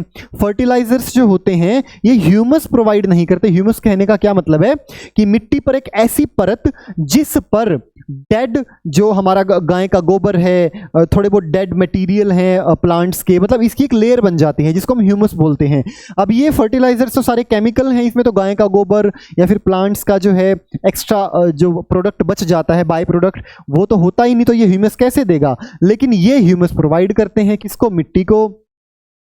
उसके बाद हमारे फर्टिलाइजर्स जो होते हैं ये बड़े रिच होते हैं, किसके अंदर, न्यूट्रिएंट्स के अंदर। न्यूट्रिएंट्स इनमें भर भर के, कूट कूट के भरे होते हैं, ठीक है। तो जैसे नाइट्रोजन है, फॉस्फोरस है, पोटाशियम है, ये सब इसमें अच्छे से भरा हुआ होता है, किसके अंदर, फर्टिलाइजर्स के अंदर। लेकिन मैन्योर के अंदर थोड़े से इसके मुकाबले थोड़ा सा लेस होता है, थोड़ा सा कम होते हैं ये चीजें, ठीक है। न्यूट्रिएंट्स, इनमें न्यूट्रिएंट्स ज्यादा होते हैं, क्योंकि केमिकल ऐड करके हम इनके न्यूट्रिएंट्स को बढ़ा देते हैं, ठीक है। ये था डिफरेंस दोनों के बीच में।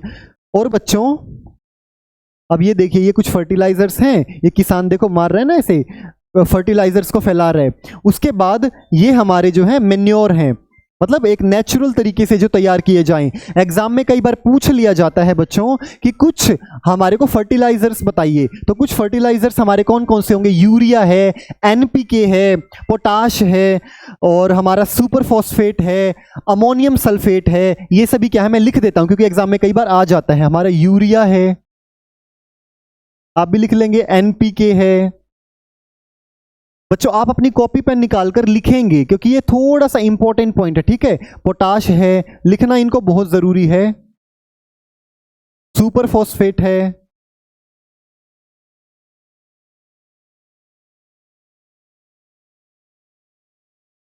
ठीक है। तो ये सारे हमारे क्या हैं, और अमोनियम सल्फेट भी हमारा एक क्या है, फर्टिलाइजर है।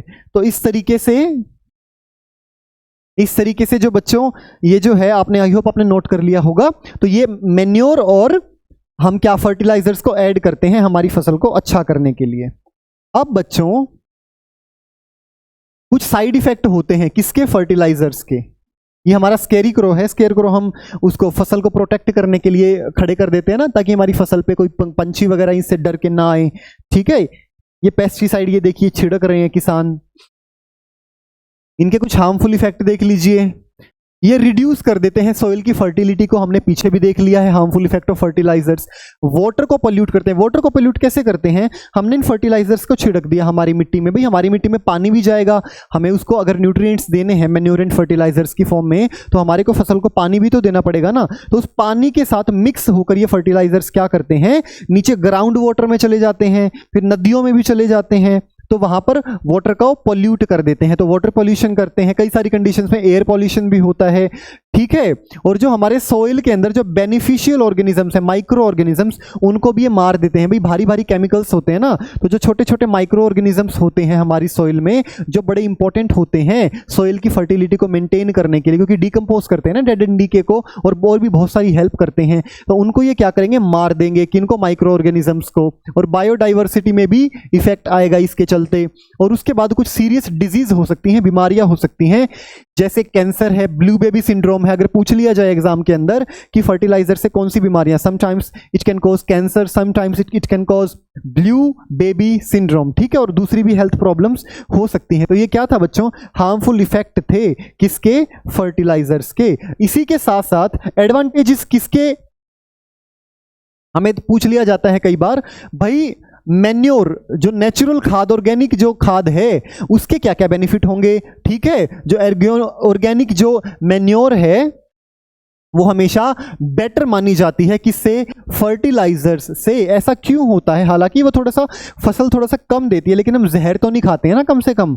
अब फर्टिलाइजर्स में तो जहर होता है, केमिकल्स होते हैं, इसलिए देखो पहले के लोगों की हेल्थ बड़ी अच्छी होती थी। आज के समय में लोगों की जो हेल्थ है उतनी ज़्यादा नहीं होती है। भाई देखो पहले के लोग अच्छे 90-90 साल तक, 100-100 साल तक अच्छे से जीवित रहते थे, अच्छे से जीते थे, कोई बीमारी नहीं। लेकिन आज के समय में जान बची है शरीरों में, ताकत ही नहीं बची बॉडीज के अंदर। क्यों, क्योंकि खान पान सारा जहर वाला हो गया है, केमिकल्स वाला हो गया है, ठीक है। अब ये क्या करते हैं, मैन्योर क्या करते हैं, वाटर होल्डिंग जो कैपेसिटी होती है सॉइल की, उसको एनहेंस करके रखते हैं। भाई मिट्टी की जो पानी को पकड़ने की क्षमता है उसको क्या करते हैं, भाई पानी को ठहराना तो पड़ेगा ना मिट्टी के अंदर, अगर फसल अच्छी चाहिए। तो ये क्या करेंगे, पहला पॉइंट, वाटर होल्डिंग कैपेसिटी को अच्छे से मेंटेन करके रखेंगे। और दूसरा ये क्या करेंगे, मिट्टी को पोरस बना देंगे। उस पोरस मिट्टी होने की वजह से क्या होगा, एक्सचेंज ऑफ गैसेज बड़े अच्छे से हो पाएगा। भाई पोरस बना देंगे मिट्टी को, मतलब थोड़ा सा ठीक से ऐसे पोरस टाइप में बना देंगे, जिससे क्या होगा, गैसेस का जो एक्सचेंज है, भाई गैसेस का एक्सचेंज होता रहेगा,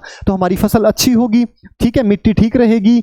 तीसरा ये क्या करेगा, ये जो माइक्रोब्स हैं, माइक्रोब्स मतलब माइक्रो ऑर्गेनिजम्स, उनके लिए ये बड़ा फ्रेंडली है, उनको मारेगा नहीं, उनका नंबर को बढ़ाएगा ही, और उनका नंबर बढ़ेगा, हमारी मिट्टी की शक्ति बढ़ेगी, ठीक है। तो माइक्रो ऑर्गेनिजम्स के लिए क्या है, ये बेनिफिशियल है, फ्रेंडली है। उसके बाद ये क्या करेगा, सॉइल के टेक्सचर को भी मेंटेन करेगा, मिट्टी के टेक्सचर को ये क्या करेगा, मेंटेन करेगा। बात समझ में आ रही है आप सबको, चलिए। तो these are the benefits which we can get with the help of manure. If we are using manure in our crop, then these benefits we can get from there. Okay, now एक और तरीका है बच्चों अपनी मिट्टी को बचाने का, भाई क्योंकि देखो मिट्टी बड़ी इंपॉर्टेंट है, अगर मिट्टी ढंग से नहीं होगी ना तो उस कंडीशन में क्या होगा, आने वाली जो फसल, आने वाली जो पीढ़ियां होंगी उनके लिए हम मिट्टी तो नष्ट करके चले जाएंगे। तो एक और मेथड है उस मिट्टी को ठीक ढंग से उसकी फर्टिलिटी को मेंटेन करने का, दैट इज क्रॉप रोटेशन। कई बार आ जाता है एग्जाम के अंदर, क्रॉप रोटेशन का मतलब क्या है, जो खेती है, जो क्रॉप है, उसको रोटेट करके, मतलब कि कभी गेहूं कर दिया तो कभी चने की खेती कर दी, तो मतलब बार बार बार बार रोटेशन में हम वो क्रॉप को उगाएं, ठीक है। Growing different crops one after another in the same field to keep the soil healthy. Soil को हेल्दी रखने के लिए हम क्या करें भाई, फसलों को बार बार चेंज करते जाएं। जैसे चेंज करने का क्या मतलब है, अब देखिए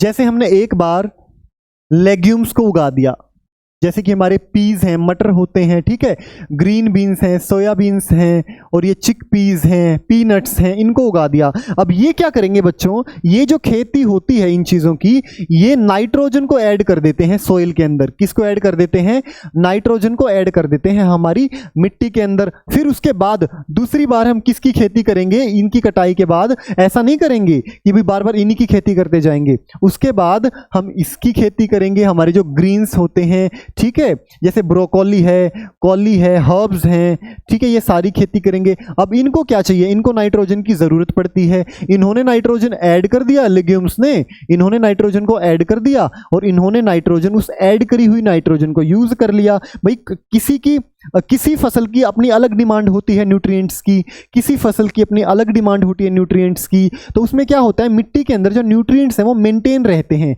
कभी कोई न्यूट्रिएंट का इस्तेमाल हो रहा है, कभी कोई न्यूट्रिएंट का इस्तेमाल हो रहा है। तो जब एक का हो रहा है उस टाइम में दूसरा अपने आप को रिकवर कर लेगा, जब दूसरे का हो रहा है तो पहला अपने आप को रिकवर कर लेगा, ठीक है। उसके बाद हमारे फ्रूटिंग एंड वेजिटेबल्स, ठीक है, टोमेटो है, ये सब क्या करेंगे, ये भी क्या करते हैं, इनकी खेती हम उसके बाद में कर सकते हैं। ये क्या करेंगे, कुछ नाइट्रोजन मिक्स कर देंगे, ठीक है, लेकिन इनको फॉस्फोरस चाहिए।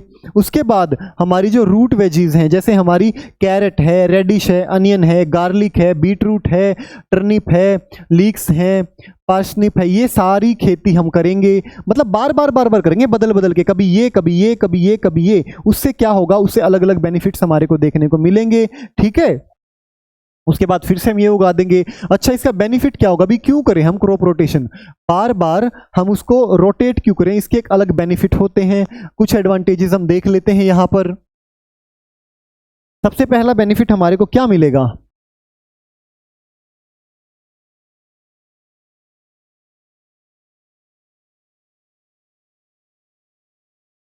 सॉइल की फर्टिलिटी मेंटेन रहेगी, ठीक है, ये एडवांटेजेस हैं क्रॉप रोटेशन के, अगर एग्जाम में आता है तो। उसके बाद ये कंट्रोल करता है पेस्ट एंड डिजीजेस को। मान लो किसी कीड़े ने अटैक कर दिया गेहूं के, लेकिन वो कीड़ा गेहूं की फसल पे ही अटैक कर सकता है, ठीक है, लेकिन अब हमने क्या किया, गेहूं को हटाकर हमने कोई और फसल वहां पे उगा दी। अब ये जो पेस्ट है, जो वो आ रहा था गेहूं पर, बार बार गेहूं पर अटैक कर रहा था, वो दूसरी फसल पर अटैक नहीं करेगा, जो उनका जो लाइफ साइकिल है वो टूट जाएगा। तो ये क्या करेगा, कंट्रोल करेगा किसको, पेस्ट से एंड डिजीजेस से, हमारी फसल को भी और मिट्टी की शक्ति को भी बढ़ाएगा, ठीक है।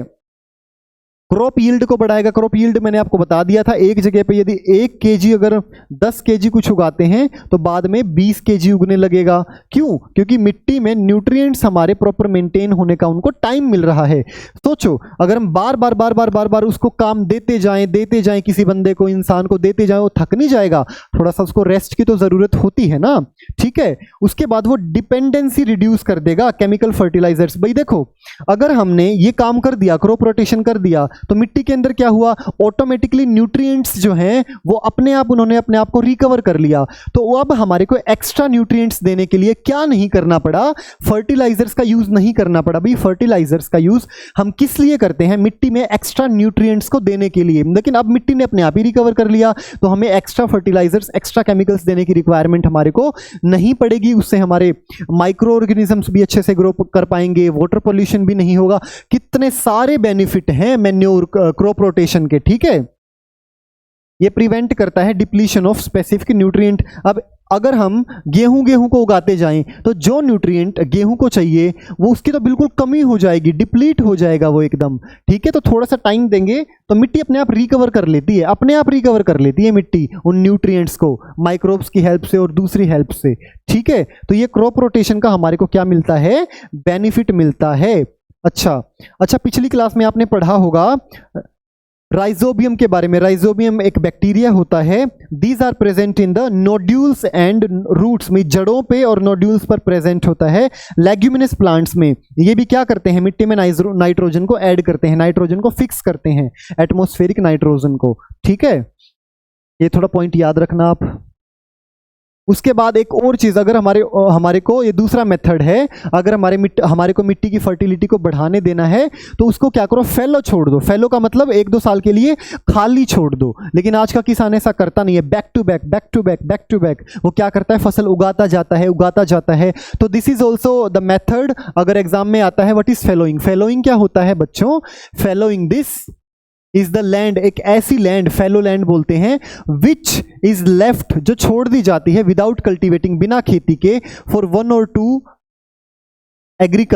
2 और मे बी मोर और लेस एग्रीकल्चर ईयर्स, मतलब वहां पे कोई खेती नहीं की जाती 1-2 सालों तक, ऐसे बंजर छोड़ दी, ऐसे छोड़ दी जाती है। तो अब ये खाली पड़े अपने आप ये रिकवर कर लेगी ये मिट्टी सारे के सारे न्यूट्रिएंट्स को। Fallowing is a cultural practice adopted for giving the land rest. अब लैंड को थोड़ा सा रेस्ट मिल जाता है, हम भी तो रेस्ट करते हैं ना। अगर हमारे को ज़्यादा काम का प्रेशर आ जाए और हमारे को रेस्ट करने का टाइम मिले तो हम ऑटोमेटिकली रिकवर कर लेते हैं ना अपनी पावर को। उसी तरीके से फैलोइंग इज द प्रोसेस जिसके अंदर हम छोड़ देते हैं, किसको छोड़ देते हैं, जमीन को 1-2 साल के लिए ऐसे ही। ठीक है, the land recoups the lost fertility, जो फर्टिलिटी खो गई थी किसकी, उस जमीन की, अपने आप वो उसको रिकवर कर लेती है नेचुरल प्रोसेसेस के द्वारा। So this is called fallowing. उसके बाद बच्चों अब हमने उसमें क्या किया, फसल में न्यूट्रिएंट्स तो दे दिए, लेकिन अब हमारे को पानी भी तो देना है, किसको, फसल को। देखो बच्चों, फसल के लिए पानी बहुत जरूरी है। क्यों बहुत जरूरी है पानी फसल के लिए भाई, 90% जो है प्लांट्स के अंदर जो है वो वाटर होता है, तो पानी देना बड़ा जरूरी होता है किसी भी फसल को अच्छे से उगाने के लिए। इसलिए देखो बच्चों, और ये पानी जो है ना, ये अलग अलग टाइम पर ये डिपेंड करता है कि जैसे हमारे को कब कम पानी देना है, कब ज़्यादा पानी देना है। रेनी सीजन में कम पानी देना है क्योंकि ऑलरेडी बारिश आ रही है, और हमारे को फिर जो वाटरमेलन है और हमारे जो ज़ैद क्रॉप है उनको कम पानी देना है ठीक है। और हमारे जो रबी क्रॉप्स जो हैं उनको किस तरीके से पानी देना है। पानी देखो बच्चों, सीड के जर्मिनेशन के लिए भी पानी बहुत ज़्यादा ज़रूरी है। सीड के जर्मिनेशन कहने का क्या मतलब है, बीज को यदि प्लांट बनाना है, बीज को यदि अंकुरित करना है, ऐसे तो आप बहुत सारे बीज यहाँ पर लाकर रख दो तो क्या वो जर्मिनेट हो जाएंगे, बिल्कुल भी नहीं होंगे। सीड को जर्मिनेट कराने के लिए पानी का रिक्वायरमेंट होता है। अब रूट्स मतलब प्लांट्स की जड़ें क्या करती हैं, प्लांट्स की जड़ें उस पानी को एब्जॉर्ब करती हैं, और ये पानी क्या करता है, प्रॉपर ग्रोथ और डेवलपमेंट देता है, किसको, किसी भी प्लांट को। तो पानी बड़ा जरूरी है किसी भी फसल के लिए। ठीक है, तो जब हम अपनी फसल को पानी देते हैं तो उस प्रोसेस को हम बोलते हैं irrigation. Irrigation is the process when we give water to the crop, this is called irrigation. अब ये ट्रेडिशनल मेथड इसमें अलग से होते हैं, मॉडर्न मेथड इसमें अलग से। ट्रेडिशनल मतलब पहले के टाइम के, मॉडर्न मतलब जो हम आधुनिक आज के दौर में इस्तेमाल करते हैं। दोनों के बारे में हम पढ़ेंगे। The process of supplying water to crop plants by means of canals के थ्रू हम दे सकते हैं, कुओं के थ्रू, वेल्स के थ्रू हम दे सकते हैं, बहुत सारी रिसोर्सेज होते हैं, आगे हम देखेंगे। नदियों के थ्रू हम उसको पानी दे सकते हैं। So what is irrigation, basically irrigation is the supply of water to the crop, this is called irrigation. Irrigation मतलब पानी की सिंचाई करना, पानी देना उस फसल को। अब वो 2 तरीके से होगा। पहले के टाइम के जो मेथड होंगे उनको हम बोलेंगे ट्रेडिशनल, आज के टाइम के मेथड को हम क्या बोलेंगे, मॉडर्न मेथड। ठीक है, अब देखते हैं सबसे पहले के टाइम में ट्रेडिशनल मेथड हमारे कौन से होते थे। ट्रेडिशनल मेथड हमारे बच्चों कौन कौन से होते थे। ठीक है, हमारे पास पानी कहां कहां पर प्रेजेंट है, कुओं में प्रेजेंट है, लेक्स में प्रेजेंट है, कैनाल्स में प्रेजेंट है, दिख रहा है आप सभी को। ठीक है, कैनाल्स में प्रेजेंट है। अब वहां से हमारे को क्या क्या करना पड़ेगा, पानी को उठाकर अलग अलग मेथड्स के द्वारा वो किसको देना पड़ेगा, अलग अलग जगह पर पहुंचाना पड़ेगा, खेत में जहां पर हमको जरूरत है। अब ये अलग अलग मेथड कौन कौन से होंगे वो हम आपको दिखाते, पहले मौत, अरे इसमें क्या होता है, सिंपल एक कुआं होता है, हम एक रस्सी के थ्रू, मौत मतलब रस्सी के, ये जो मेथड होता है, मौत का जो मेथड होता है, उसमें हम क्या करते हैं, दिस फोर, ये जो फोर आपको दिख रहे हैं ना, दीज आर ट्रेडिशनल मेथड जो पहले के टाइम में इस्तेमाल किए जाते थे। ठीक है, तो इसमें हम क्या करेंगे, ऐसे कुएं के अंदर से बाल्टी या फिर कुछ भी कोई भी ऐसा पॉट बर्तन डालेंगे और पानी को खींचकर उसको दे देंगे, फिर उसको एक नाली सी बनाकर वहां पर डाल देंगे, तो वो खेत में हमारे पहुंच जाएगा। ऐसा मोथ में हम करते हैं। उसके बाद रेहट में हम क्या करते हैं, बैल के द्वारा, भाई बैल घूमता रहेगा और जैसे जैसे बैल ऐसे घूमेगा, ऐसे ऐसे ये चक्र जो दिख रहा है आपको चरखे की तरह, ऐसे ये, अरे ये ऐसे घूमता रहेगा। जब ये ऐसे घूमेगा तो ये बाल्टियां लगी हुई हैं, यहां से ये पानी उठाएगा और यहां पर जाकर डाल देगा, तो यहां से निकलता रहेगा, पानी डलता रहेगा रेहट में। ठीक है, रेहट के बाद चेन पंप, चेन पंप से हम क्या करेंगे, एक चेन ऐसे चलती रहेगी, ये तो था एनिमल के द्वारा, लेकिन इसमें क्या होगा, एक चेन चलती रहेगी, ये चेन चलती रहेगी, ये यहां पर नीचे से आएगा, नीचे जाएगा, ये पहले नीचे जाएगा, नीचे से पानी उठाएगा, फिर वापस ऊपर आके इसको यहां पर डाल देगा, यहां से पानी यहां बाहर चला जाएगा। ठीक है, नीचे से पानी यहां पर गया, नीचे से पानी उठाया, उठाने के बाद आया और इसको यहां पर डाल दिया, यहां से गया, उठाया, यहां पर डाल दिया, ये सारा पानी, ये थोड़ा सा ऐसे कर रखा है नीचे की तरफ, ये थोड़ा सा ढलान इसकी होगी, तो ये सारा पानी खेत में चला जाएगा। उसके बाद हमारा ढेकली, ठीक है, ढेकली में हम क्या करते हैं, एक भारी सा पत्थर लेते हैं, उस पत्थर को यहाँ पर बांध देते हैं एक डंडी की एक एंड पे। ठीक है, और जब उस पत्थर को बांधेंगे तो यहाँ पर एक बाल्टी लगा देते हैं जो कुएं में हम डालेंगे। कुएं में डालने के बाद पत्थर तो भारी तो होता ही है, अब वो पत्थर जो है वो नीचे आएगा, पहले हम पत्थर को उठाएंगे, फिर वो बाल्टी नीचे जाएगी, फिर वो पत्थर नीचे आएगा, बाल्टी ऑटोमेटिकली ऊपर आएगी, फिर हम उस पानी को खेतों में पहुंचा देंगे। तो ये 4 मेथड, इसमें कितना मेहनत लगता था ना, बहुत मशक्कत लगता था। तो ये 4 मेथड जो है हमारे ट्रेडिशनल मेथड है। कौन कौन से, मौत, रेहट, चेन पंप एंड ढेकली। अब बात करते हैं ट्रेडिशनल मेथड्स के बारे, मतलब सॉरी मॉडर्न मेथड के बारे में। जो आजकल जो मेथड इस्तेमाल होते हैं वो कौन से होते हैं, मॉडर्न मेथड। सबसे पहला उसमें क्या होता है, sprinkler irrigation, sorry sprinkler irrigation. ठीक है, स्प्रिंकलर इरिगेशन का मतलब क्या है, स्प्रिंकल्स के थ्रू पानी पहुंचाना खेत में हर प्लांट तक। स्प्रिंकल्स का मतलब क्या है, जैसे देखो बारिश होती है ना, बारिश, तो ये हमारी, हम इसको आर्टिफिशियल बारिश बोल सकते हैं। आर्टिफिशियल क्या बोल सकते हैं, बारिश बोल सकते हैं। तो ऐसे पाइप्स बिछा दी जाती हैं पूरे खेत में और स्प्रिंकल्स के थ्रू यहाँ पर पानी का प्रेशर बनाया जाता है, तो यहाँ पर स्प्रिंकल्स होते हैं, उसके थ्रू ये पानी बूंद बूंद बूंद बूंद पूरे खेत में फैल जाता है। भाई आज देखो पानी की तो वैसे ही कितनी कमी होती जा रही है ना हमारे पास, यूजफुल पानी की, तो ऐसे हम पानी की बचत भी कर सकते हैं। ठीक है, तो फर्स्ट मेथड कौन सा होगा, स्प्रिंकलर मेथड होगा।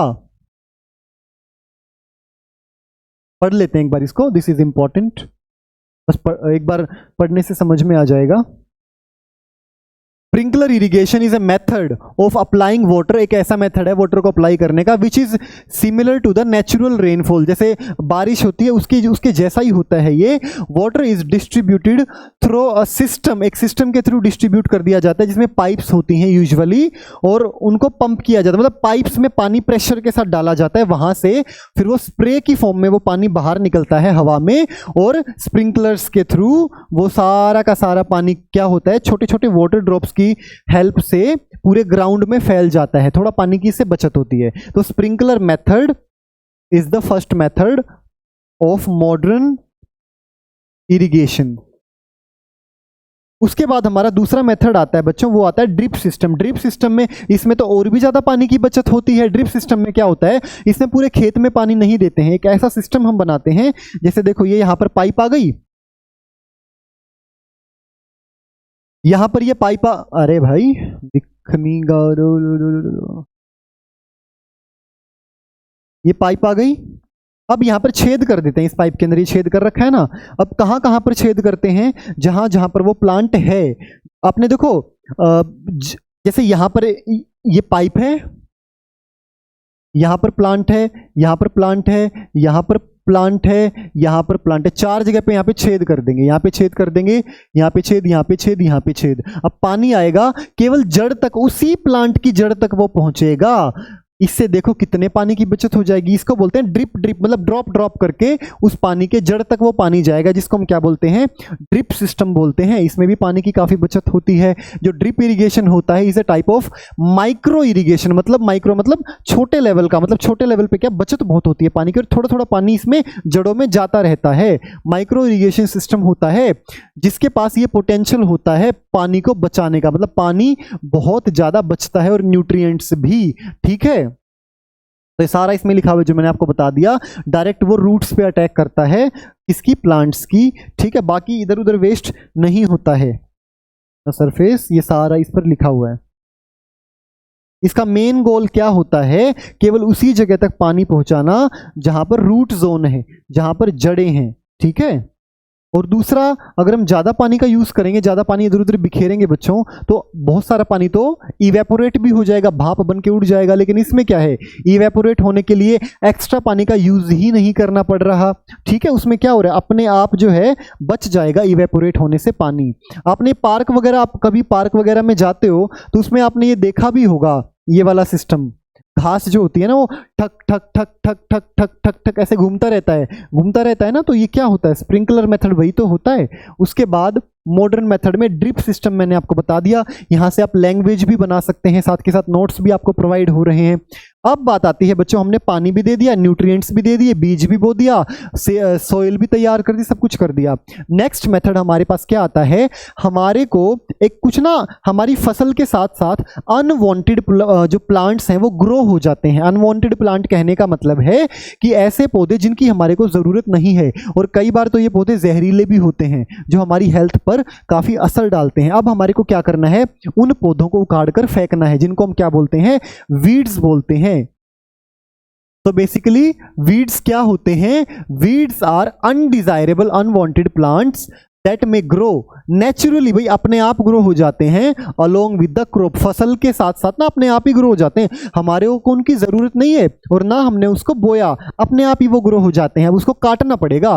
Weeds compete with the crops bye absorbing all the water, nutrients, space and light. अब देखो इसमें ये क्या करते हैं, भाई रहें, हमारे को कोई अगर खतरा ना हो तो बेशक से रहें, लेकिन ये क्या करते हैं, अगर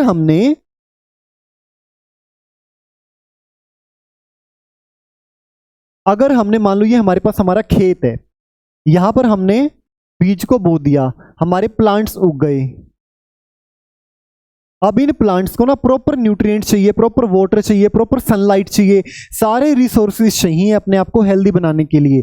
लेकिन अगर इनके साइड में छोटे छोटे वीड्स जो हैं और प्लांट उग गए मान लो, तो अब क्या होगा, जो न्यूट्रिएंट्स बेचारे हमारे इन मेन क्रॉप को मिलने वाला था, ये वीड्स क्या करेंगे, कंपटीशन को बढ़ा देंगे। और ये वीड्स जो है हमारी जो इंपॉर्टेंट फसल है उसके हिस्से का न्यूट्रिएंट, उसके हिस्से की सनलाइट, उसके हिस्से के सारा पानी वो कंपटीशन पैदा करके खुद ले जाएंगे। अब फाइट नहीं हो जाएगी, एक तरफ हमारे कौन है, एक तरफ है हमारे वीड्स, एक तरफ हमारी मेन क्रॉप, ये पानी हमने डाला, मैं ले जाऊंगा, न्यूट्रिएंट्स डाले, मैं लूंगा। तो ये वीड्स क्या करेंगे, हमारी मेन फसल की न्यूट्रिएंट्स को खुद लेना शुरू कर देंगे, कंपटीशन क्रिएट कर देंगे। तो इसलिए हमारी जो मेन फसल है उसको क्या नहीं मिल पाएगा, प्रॉपर तरीके से न्यूट्रिएंट्स और पानी नहीं मिल पाएगा, इसलिए उनको उखाड़ना बहुत जरूरी होता है। वीड्स पता चला, वीड्स आर द अनवांटेड और undesirable plants which is naturally grown into the crop. ठीक है, and these weeds will create competition। अब हमें क्या करना है, इन वीड्स को बेटा उखाड़ना है। हम उखाड़ेंगे कैसे, अलग अलग मेथड से हम उखाड़ सकते हैं। सबसे पहला है टिलिंग। टिलिंग का मतलब क्या होता है, जब हम खेत की जुताई करते हैं तो उसमें क्या होता है, मिट्टी को उलट टर्निंग करते हैं, लूजनिंग करते हैं, तो ये जो वीड्स होते हैं ना अपने आप उखड़ जाते हैं। तो वो तो एक मेथड तो ये हो गया, ठीक है, टिलिंग का। Tilling is the process done before sowing of crops that helps in the uprooting and killing the weeds। भाई टिलिंग के टाइम पे, खेत की जुताई के टाइम पे अपने आप वो उखड़ गए और बस बात खत्म। दूसरा मेथड क्या होगा, मैन्युअल रिमूविंग। मैन्युअल रिमूविंग का मतलब क्या है भाई, हाथ से उखाड़ के, हाथ से उखाड़ के बाहर फेंक दो, या फिर खुरपी वगैरह का इस्तेमाल कर सकते हैं इसके लिए हम। तो मैनुअल रिमूवल में क्या होगा, हम रिमूव करेंगे, जड़ से उसे उखाड़ देंगे, हाथ के द्वारा, खुरपी के द्वारा, इस तरीके से, ठीक है। तो एक हो गया टिलिंग, दूसरा मैनुअल रिमूविंग, तीसरा वीडिसाइड। वीडिसाइड ऐसे केमिकल्स होते हैं बच्चों, जो केमिकल्स क्या करते हैं, उन वीड्स को, मतलब अनवांटेड प्लांट्स को हम नष्ट कर देते हैं, ठीक है। तो weedicide are the chemicals we use to kill the weeds. लेकिन ये ऐसे केमिकल्स, मतलब इस तरीके से इन केमिकल्स को डिजाइन किया जाता है, ये हमारी मेन फसल के ऊपर असर नहीं डालते हैं, जो हमारी मेन क्रॉप है उसके ऊपर असर नहीं डालेंगे, केवल जो अनवांटेड प्लांट है उसी को नष्ट करेंगे। अगर कोई वीडिसाइड का आपसे एग्जांपल पूछ लिया जाए तो वो है 2,4-D। 2,4-D लिख लेंगे आप इसे अपनी कॉपी पर, ठीक है। 2,4-D जो है वो एक वीडिसाइड है। ये एक ऐसा केमिकल है जो वीड्स को खत्म करने के लिए इस्तेमाल किया जाता है, जैसे ये छिड़क रहा है ना वीडिसाइड। चलिए नेक्स्ट हम चलते हैं बच्चों, ये कुछ चीजें हैं इंपॉर्टेंट, हम देख लेते हैं। Removal of weeds is called weeding. भाई उन वीड्स को रिमूव करना, अनवांटेड प्लांट्स को रिमूव करना अपने खेत से, इस प्रोसेस को हम क्या बोलते हैं, वीडिंग बोलते हैं, ठीक है। वीड्स जो हैं हम मैन्युअली भी रिमूव कर सकते हैं, खुरपी के द्वारा, खुरपी का इस्तेमाल करके, ठीक है। अब जो वीड्स हैं उसको हम कंट्रोल कर सकते हैं कैसे, केमिकल्स का यूज करके, जिनको हम क्या बोलते हैं, उन केमिकल्स को वीडिसाइड बोलते हैं। जैसे मैंने 2,4-D का एग्जांपल दिया था, दिस इज ए वीडिसाइड। देखो ये छिड़क रहे हैं ना यहाँ पर, ये देखो कुछ वीडिसाइड है यहाँ पर, इनको हम छिड़कते हैं, ये देखो। अब ये हमारी मेन फसल को नुकसान नहीं पहुंचाएंगे, ये किसान दिख रहा है ना आपको, ये छिड़क रहा है अपने खेत में। लेकिन बेटा ये केमिकल्स तो होते हैं हार्मफुल, तो किसानों को बड़ा ध्यान रखना पड़ता है, जब इनको वो छिड़केंगे ये केमिकल, इनको भी तो नुकसान पहुंचा सकते हैं किसानों को।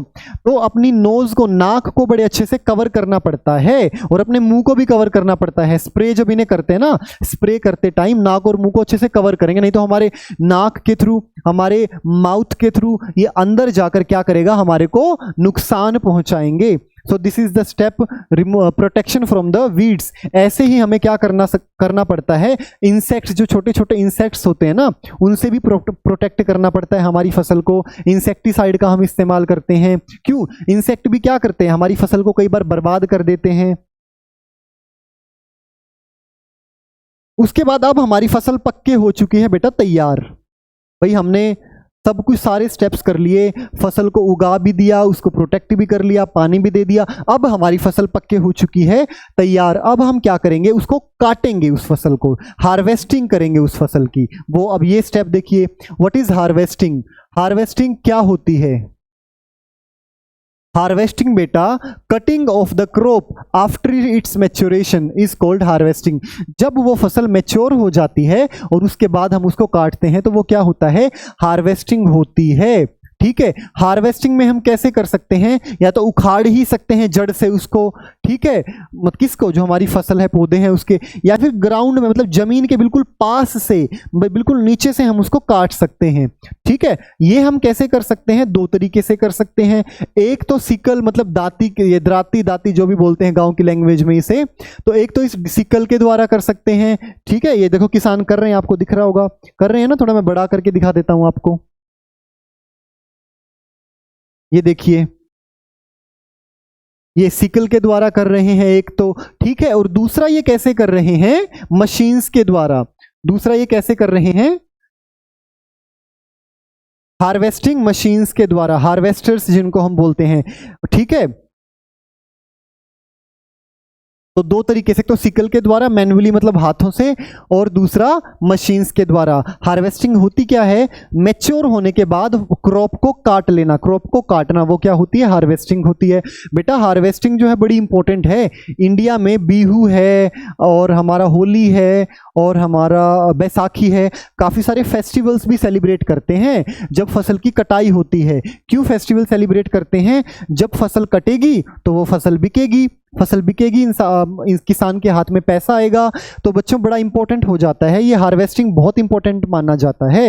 एक क्यों, किसान एक बच्चे की तरह देखभाल करता है उस फसल की, जैसे अपने बच्चे की देखभाल करता है ना, उसकी केयर करता है, ऐसे ही किसान अपनी फसल की भी तो देखभाल करता है, फिर उसको काटता है तो बड़ी खुशी होती है, देखो मेरी मेहनत का फल है ये। ठीक है, अब ये एक मशीन मैनुअली, देखो बेटा ऐसे जो छोटे फील्ड होते हैं, छोटे खेत होते हैं, उसमें हम मैनुअली,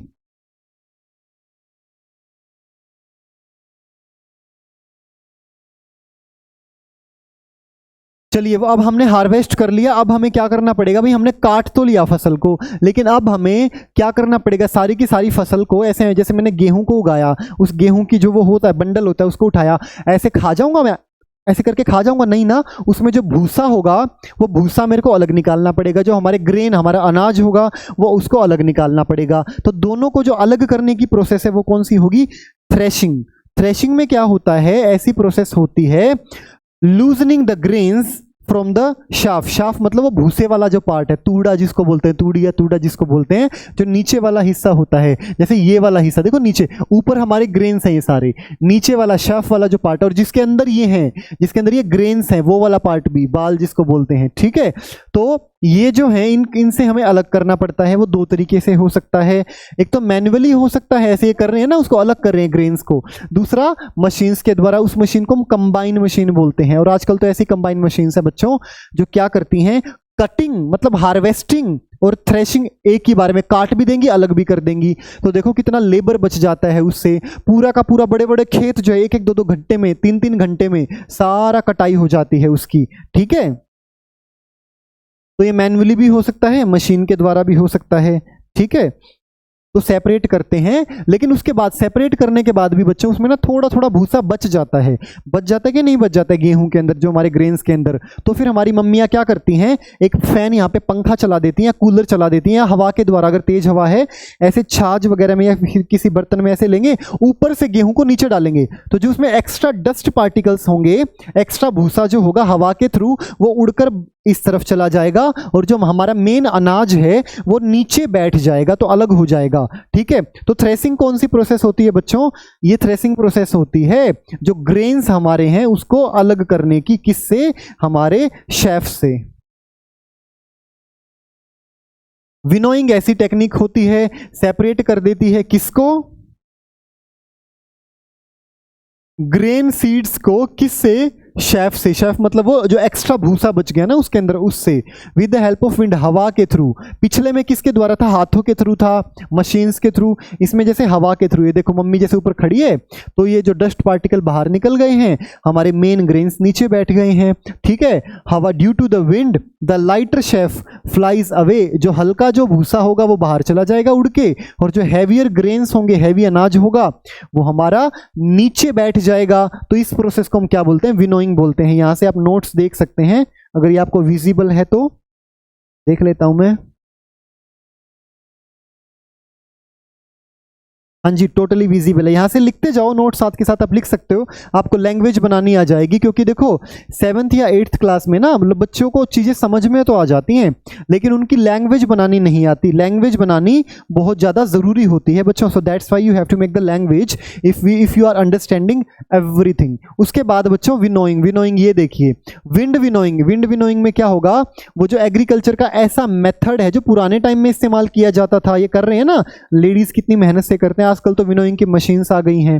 ठीक है, अब हमने क्या किया, इन ग्रेन्स को बिल्कुल साफ सुथरा अलग से निकाल के रख लिया। अब अलग से निकालने से भी काम नहीं चलेगा ना, इनको हमें स्टोर करके भी रखना पड़ेगा। स्टोर करके लंबे टाइम तक इनको रखना पड़ेगा ना, ऐसा तो है नहीं हमने खेत में निकाला और निकालने के बाद हमने तुरंत इसको खा लिया।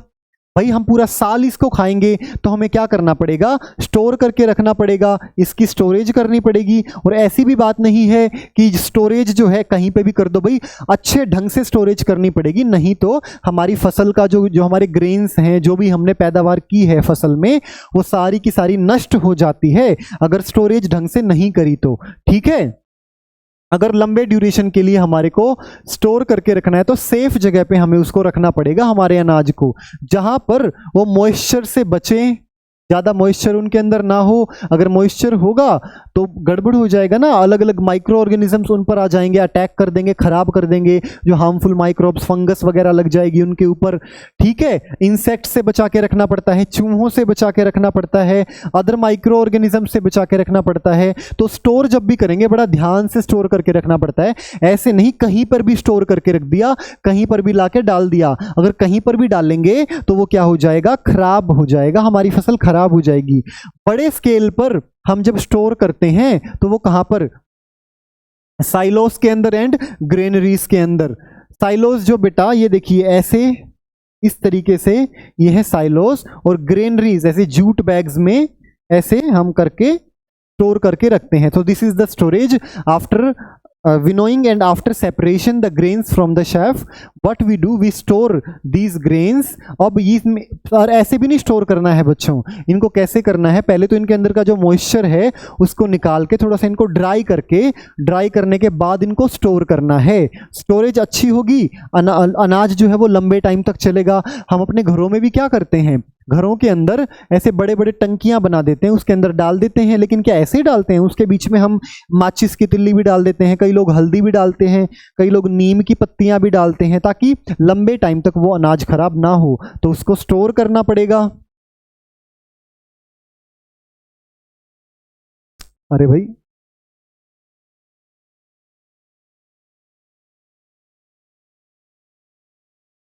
ठीक है, तो बच्चों तो ये हमारा का सारा जो है हमने क्या किया, सारी प्रोसेसेस हमने देखी। तो हमने क्या किया, क्रॉप प्रोडक्शन एंड मैनेजमेंट में कितने सारे प्रोसेसेस किए। सबसे पहले हमने क्या किया, सोइल को प्रिपेयर किया, उसके बाद उसमें बीज को बो दिया, बीज को भी अच्छे ढंग से देखा ये बीज ठीक ठाक है कि नहीं है। उसके बाद हमने उसमें न्यूट्रिएंट्स दिए, मैन्योर को और फर्टिलाइजर्स को ऐड करके। उसके बाद उसको इरिगेशन पानी दिया, उसको प्रोटेक्ट किया वीड्स, अनवांटेड प्लांट्स से और छोटे छोटे इंसेक्ट्स से भी हमने उनको प्रोटेक्ट किया। ठीक है, हार्वेस्टिंग, उसकी कटाई की। हार्वेस्ट करने के बाद हमने क्या किया, उसको अलग किया, किसको, ग्रेन्स को, किससे, शेफ से। उसके बाद हमने उसको स्टोर करके रखा। अब स्टोर करने के बाद जो हमारी पब्लिक है, क्या बोलती पब्लिक, अनाज रेडी है, खाने के लिए तैयार हो, तो अब वो जो अनाज है तैयार किया हुआ, वो अनाज डिस्ट्रीब्यूट, बेच देंगे हम। बात समझ में आई। तो इसीलिए बच्चों ये क्रॉप को प्रोड्यूस करना कोई हंसी खेल नहीं है, बहुत मेहनत लगती है। जिसलिए हम बोलते हैं ना, जय जवान जय किसान। जय किसान क्यों बोलते हैं, किसानों को बड़ी मेहनत लगती है इस अनाज को उगाने में, एक बच्चे की तरह देखभाल करना। इतनी मेहनत मशक्कत के बाद अनाज हमारे पास आता है। ठीक है, तो ये सारी प्रोसेसेस आज हमने इस चैप्टर के अंदर पढ़ी। लेकिन क्या हमारे को भोजन केवल क्रॉप की हेल्प से ही मिलता है? जी बिल्कुल नहीं, हमारे को कहाँ कहाँ से और से मिलता है वो देखते हैं। अब हमारे पास एक छोटा सा टॉपिक है आपके 8th क्लास की साइंस का। हमारे को भोजन बेटा इनसे भी तो मिलता है, एनिमल्स से। एनिमल्स से जैसे मिल्क है, मिल्क हमारे को किस किस से मिलता है, गाय से मिलता है, भैंस से मिलता है, बकरी से मिलता है, ऊंटनी से मिलता है। ठीक है, हमारे को अंडे किस किस से मिलते हैं, हैन से मिलते हैं, डक से मिलते हैं। मीट किस किस से मिलता है, गोट से, हैन से, फिश से, पिग से। ठीक है, हनी, शहद किससे मिलता है, ये आप लोग मुझे कमेंट करके बताएंगे इस वीडियो की कमेंट में, हमें हनी कहाँ से मिलता है, ताकि पता लगे आप बच्चों ने अच्छे से समझा है कि नहीं चैप्टर को। ठीक है, तो बच्चों हमारे को जो एनिमल्स से मिलता है तो डिफरेंट, मतलब जाहिर सी बात है हम क्या करेंगे, एनिमल्स को भी क्या करेंगे, पालेंगे, उनको भी हम न्यूट्रिएंट्स देंगे। जैसे हमने इनकी हेल्प की है ना, इनको अच्छे से क्या किया है, पाल पोस कर बड़ा किया फसल को, ऐसे ही हम पशुपालन भी करेंगे। क्यों, पशुओं से भी हमारे को क्या मिलता है, भोजन मिलता है, और भी काफ़ी सारी चीज़ें, यूजफुल चीज़ें मिलती हैं। तो बेटा एक छोटी सी टर्म है आपकी बुक के अंदर, वो क्या है, एनिमल हस्बेंड्री। एनिमल हस्बेंड्री क्या होती है, ऐसी साइंस या ऐसी प्रैक्टिस जिसमें हम ब्रीड करते हैं, बड़ा करते हैं, ध्यान रखते हैं डोमेस्टिक एनिमल्स का। जैसे हमारी भेड़ है, बकरी है, गाय है, बफेलो है, मुर्गियां हैं, ताकि उनसे हम अलग अलग प्रोडक्ट ले सकें। जैसे मिल्क है, मीट है, एग्स है, ऊन है, बहुत सारी चीज़ें हमारे को मिलती है ना, लेदर है। तो इसको हम क्या बोलते हैं, एनिमल हस्बेंड्री। तो एनिमल हस्बेंड्री आप डेफिनेशन देख सकते हैं, मैंने आपको बता भी दिया है। उसके बाद बच्चों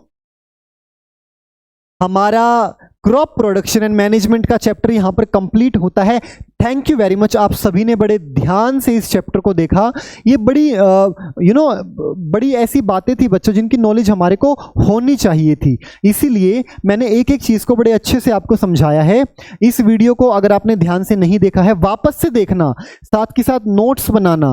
नोट्स अगर बनाओगे, अगर आप 1-2-3 बार ये वीडियो देख लेंगे अच्छे से, तो उससे क्या होगा, चीज़ें आपके माइंड में बैठ जाएंगी। ठीक है, तो हर वीडियो साइंस की इसी तरीके से हम इस यूट्यूब चैनल के ऊपर डाल दिया करेंगे। तो हमारे से जुड़े रहने के लिए चैनल को सब्सक्राइब करें, बेल आइकन पर प्रेस करें, और इस वीडियो में से आपको सबसे बेस्ट पॉइंट कौन सा लगा वो नीचे कमेंट सेक्शन में जरूर बताएं। ठीक है, तो आज हमारा क्रॉप प्रोडक्शन एंड मैनेजमेंट का चैप्टर कंप्लीट होता है।